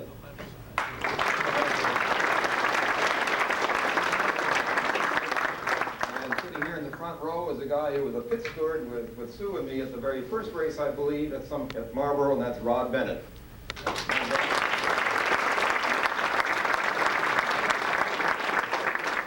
appreciate it, Rob, because if I get something wrong in one of those yesteryear columns I write for the straight pipe every once in a while, I know where I'm going to get it corrected. Now, anybody else in the room wants to be introduced? Or no, the rest of you guys are pretty well still contemporary with us or enjoying it. Who? Pete Vanderbeek. Oh yeah, Pete Vanderbeek.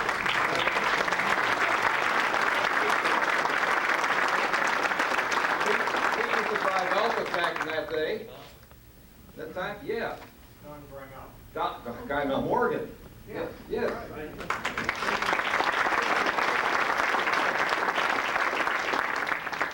most fun thing that ever happened was one of Dave's Philly races. He took me a Morgan Super Sport against a guy named Hollis Webster who had a go-kart. Right. His go-kart had a 35 horsepower engine, and he outboard on the back of it. He would go like a bat. And I think by blocking him in the corners, because he had no gears or clutch, I finally managed to beat him by about a finger after 3 laps. That was when you were driving the E-production, so we brought Hollis back the next year, and what he didn't know was that then it was a Morgan Super Sports, which was in C-production, and Hollis thought he had it made, but he got left to the dust of the next year with a C-production Morgan. God. As ever you, Don, you gave me my first pop brother. Yep, we did something for you when you were living in Silver Spring. Right, right. Well, it's been a glorious time, and you know, would any of you like to stay and watch a few films from the early days of Marlboro? We've got unlimited a couple of projectors to do that. Meanwhile, go back and socialize a little bit, and we'll call you to order in a few moments.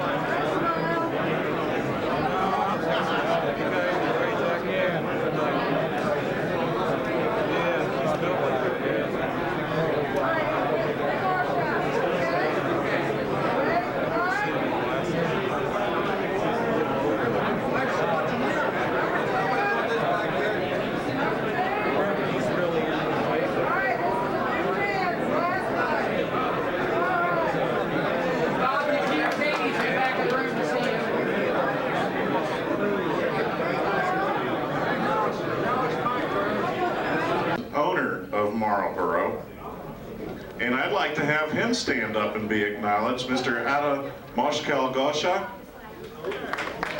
Welcome. As you can see, there's still a lot of interest in your property. And just a brief matter of business, one of the things that we also have coming up about this time of year every year is our annual audit. Just a quick look through our books. And if there's anybody here who would be interested in volunteering to participate in that, please give me a call sometime, anytime before December 31st. Thank you very much. I'm going to turn this back over to Dave Roethel.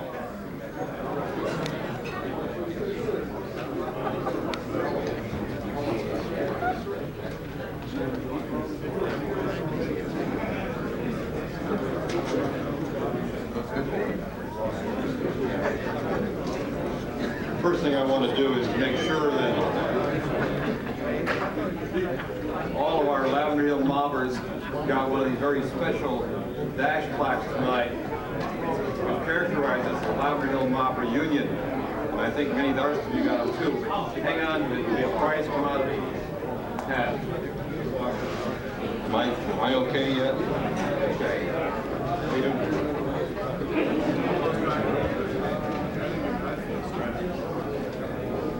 We could, yeah. Many of you may have seen parked out front an MGTD in pristine condition. And that has been brought here by one of our members tonight, but it has a special meaning for many of us in the DC region because it belonged to one of our true and faithful members, Dick Lord. Dick Lord was never particularly swift on the track, but he was swift in our hearts, and we remember him very fondly. He drove an MGTD, and then he went on to drive a car you probably have never even heard of, a Fairthorpe Electron. And I think that one's gone to the great sky in the sky. But if you want to see one of the original cars that ran around Marlboro, look at that. I think it's yellow TD out in the parking lot. Silver and black now. Okay. This is the gentleman who brought it up here. And I've also been asked whether anybody in the audience tonight knows anything about the iron lung that is still parked at Marlboro. It apparently was brought down to the track as a great resuscitation chamber. We never had to resuscitate anybody, but it's still there. If you know anything about it, we'd like to hear from you. My surmise from talking with some of you is, and I appreciate your comments, is that you kind of enjoyed this evening. Is that right?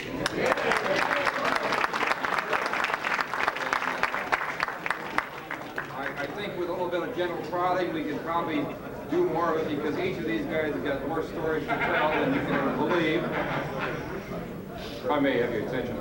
And what I've got from you tonight is just a 400 feet of film I call 1959 Marlboro. I saw it for the first time in I don't know how many years the other night. Dick Thompson had also brought some 16mm silent color film, which were taken professionally, but he kind of agreed that maybe too much is too much, and he's been quite willing to come back and show us that 16mm film, if you'd like, in one of our winter meetings this month. Is that okay? We've got enough to entertain you for a while. I'm going to ask that these front lights be dimmed if they can, please. Yes, Huntley? Color slides. Let's get that. Got some too, yeah. If you want to have a reunion night, come over to my house some night, and I'll keep you there all night. Be wary of that, because like Dick Thompson, I've got slides and I've got trophies in the attic. I don't know where to put them anymore. But it's all part of a marvelous experience of working in the Washington DC Region SCCA. Can we douse the front lights here, somebody, please? Somebody work with management on this. They get it, because folks, these are 8mm films. They're pretty sharp and they're pretty bright. They were all taken by me, and I was trying to be an official and RE and everything all at the same time. So you'll see the starts of some races and no finishes, but they will give you a good feeling of what racing was like at Marlboro in 1959. That's 32 years ago. The front light's what we need. And we don't seem to have any films of the early Marlboro course when it was only 6 or 7/10 of a mile. And I must tell you that we have some documented evidence tonight, cleared by Mr. McKinsey, which he described Marlboro as a 0.6 of a mile course. So we got that one pinned down. Thank you, that should do it.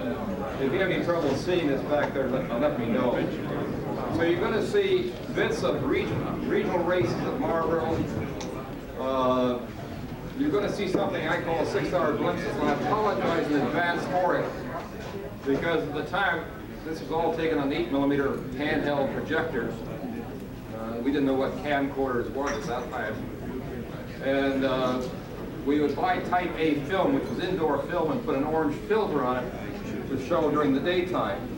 And my 6-hour movies started out where I forgot to put the filter on it, so they come out a bit orange, but they move right into the dusk, and you see what it was like racing at dusk in Marlboro. And it winds up with a Summit Point National Race in 1959, and we'll try to identify some of the players as we go along. And Dick Thompson, were you around here, aren't you? Dick Thompson? And any of you old-timers can identify any of these cars and people, and please sing out because my memory is getting a little bit dim now. So let's move into the film. I've got to stand next to the projector because it's an old projectionist, old film, and old projector. And maybe between us, something or else will keep from breaking.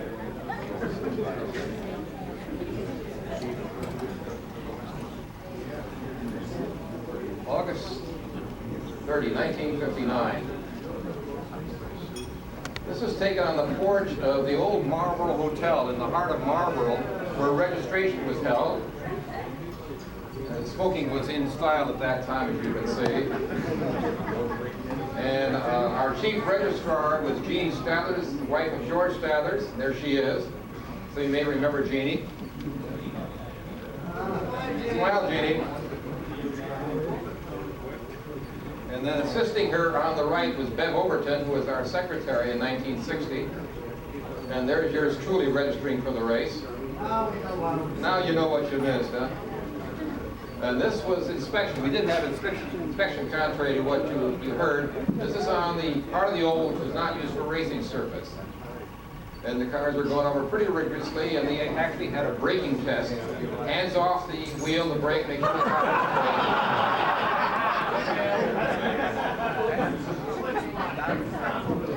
There's an Oregon with Art Harden alongside of it. And catch the size of those tires, folks. Everybody ever hear of a four-wheel drift? Now you know why. You went to a turn and you drifted the car through the turn because the tires wouldn't get you through it. This will start a race around the oval. That's Tex. Now, that's a Seattle. The cars would go around the stock car oval once, and then before they went out onto the road course. This is in the 1.7-mile course days. They're coming around the oval for the first time.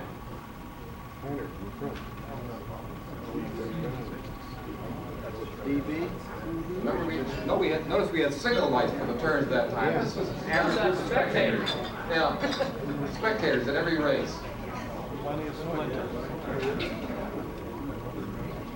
That's a Deutsche Benet, which ran in F production, followed by a Seattle in H modified at the time. Fiat Alamano, double bubble. Notice no guardrail on the inside. And there's Tex stopping the race in slow motion. Notice where he stands vis-a-vis the automobiles. Racer, Austin Healy's. Who are those Healy's? Anybody know? Pinchlow in there?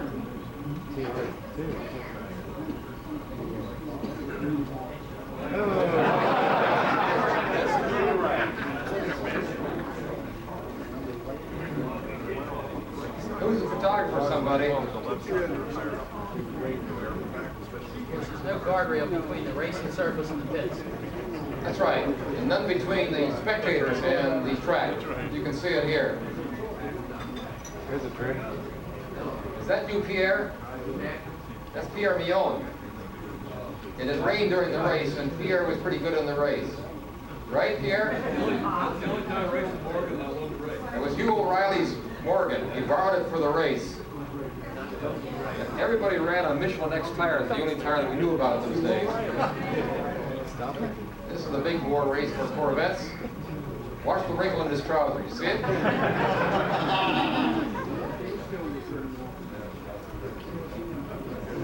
You see the Mercedes 300 SL in there? An Aston Martin at the back.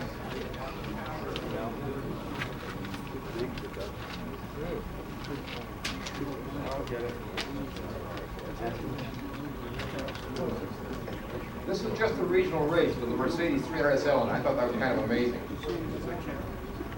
And with the Astons and Corvettes galore.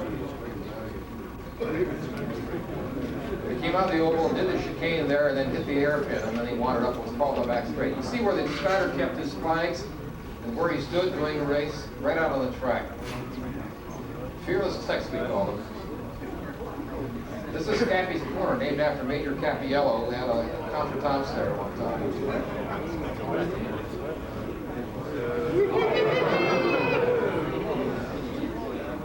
But again, no guardrail.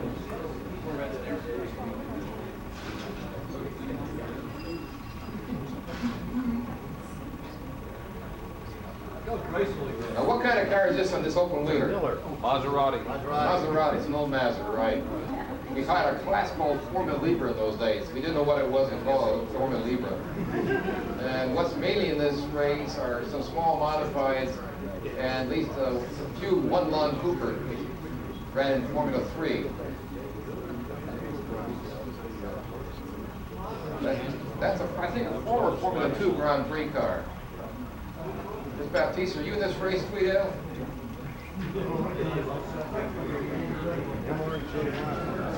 Champion's in it, and Tweedale and Baptista.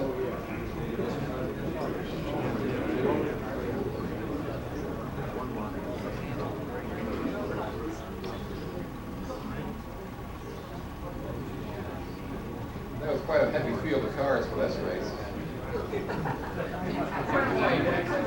This was the first year of the Bug-Eye Sprite, 1959, so you don't see too many of them yet.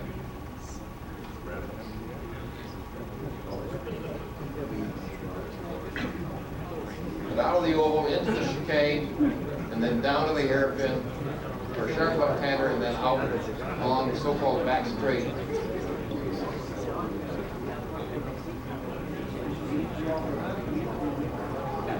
That's the hairpin.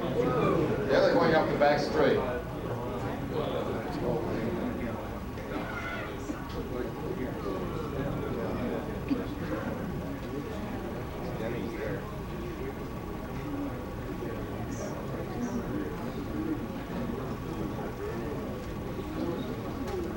You see 3 sections of road course here, nothing separated at all.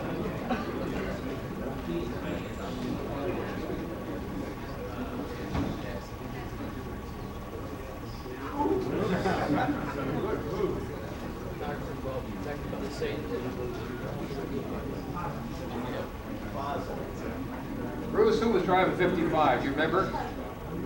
No. No? 2 races for the class.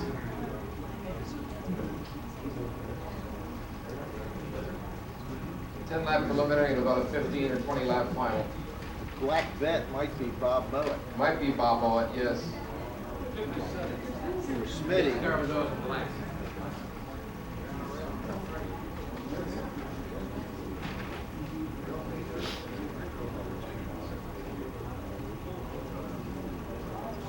There's the Aston Martin and a Jaguar 140, 120. Some Healey's, Austin Healey's. And Bob Swanson is TR3. I went to driver's school in that car.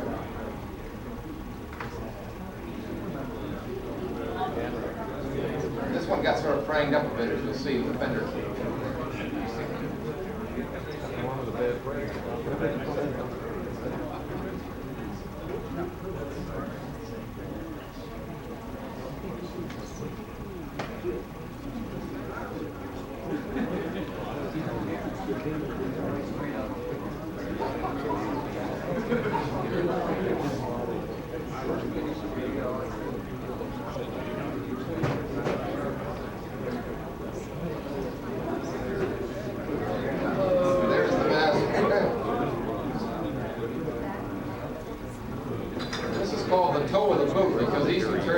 Like on a battery. Then he kind of blew the turbo or something. We'll be able to get the power back.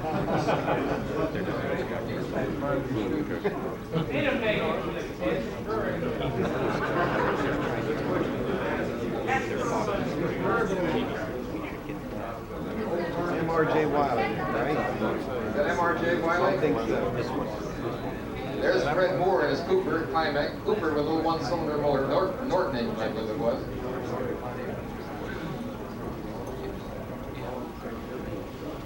What was that? Baptista? So this is when we got the long filter, so please bear with me for a few feet while we get through the orange phase. The car driver used to sprint across the track, take the co-driver in the car, who would then start from a standing start and get off for 6 hours.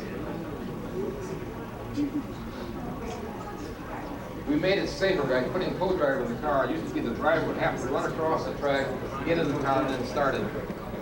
And the film's rolling. Give me a minute here.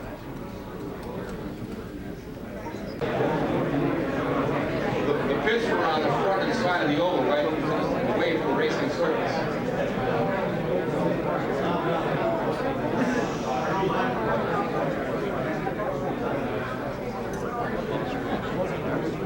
That looks like a Porsche.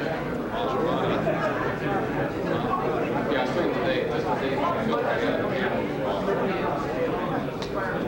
And that's a old Lotus Salon. Elite, rather.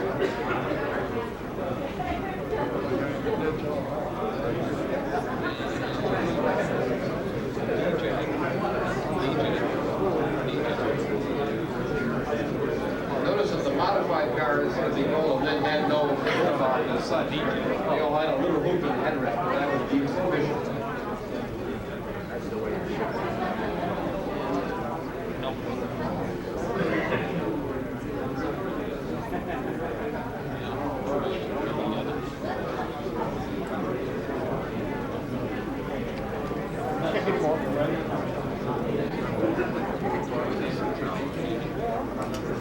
This looks to be about 4 in the afternoon, getting the position of the sun.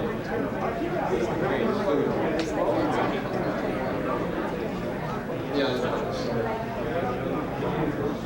Now this is dusk, the lights are just starting to come on, and all the cars had to turn their lights on at the prescribed hour and go from there.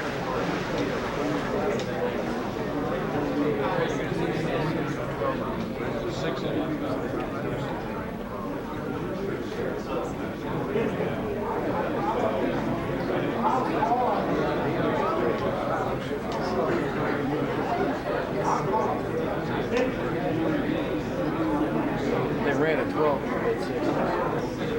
That's the best piece, isn't it? About 66, I guess. 66? Roughly. 66. Roughly.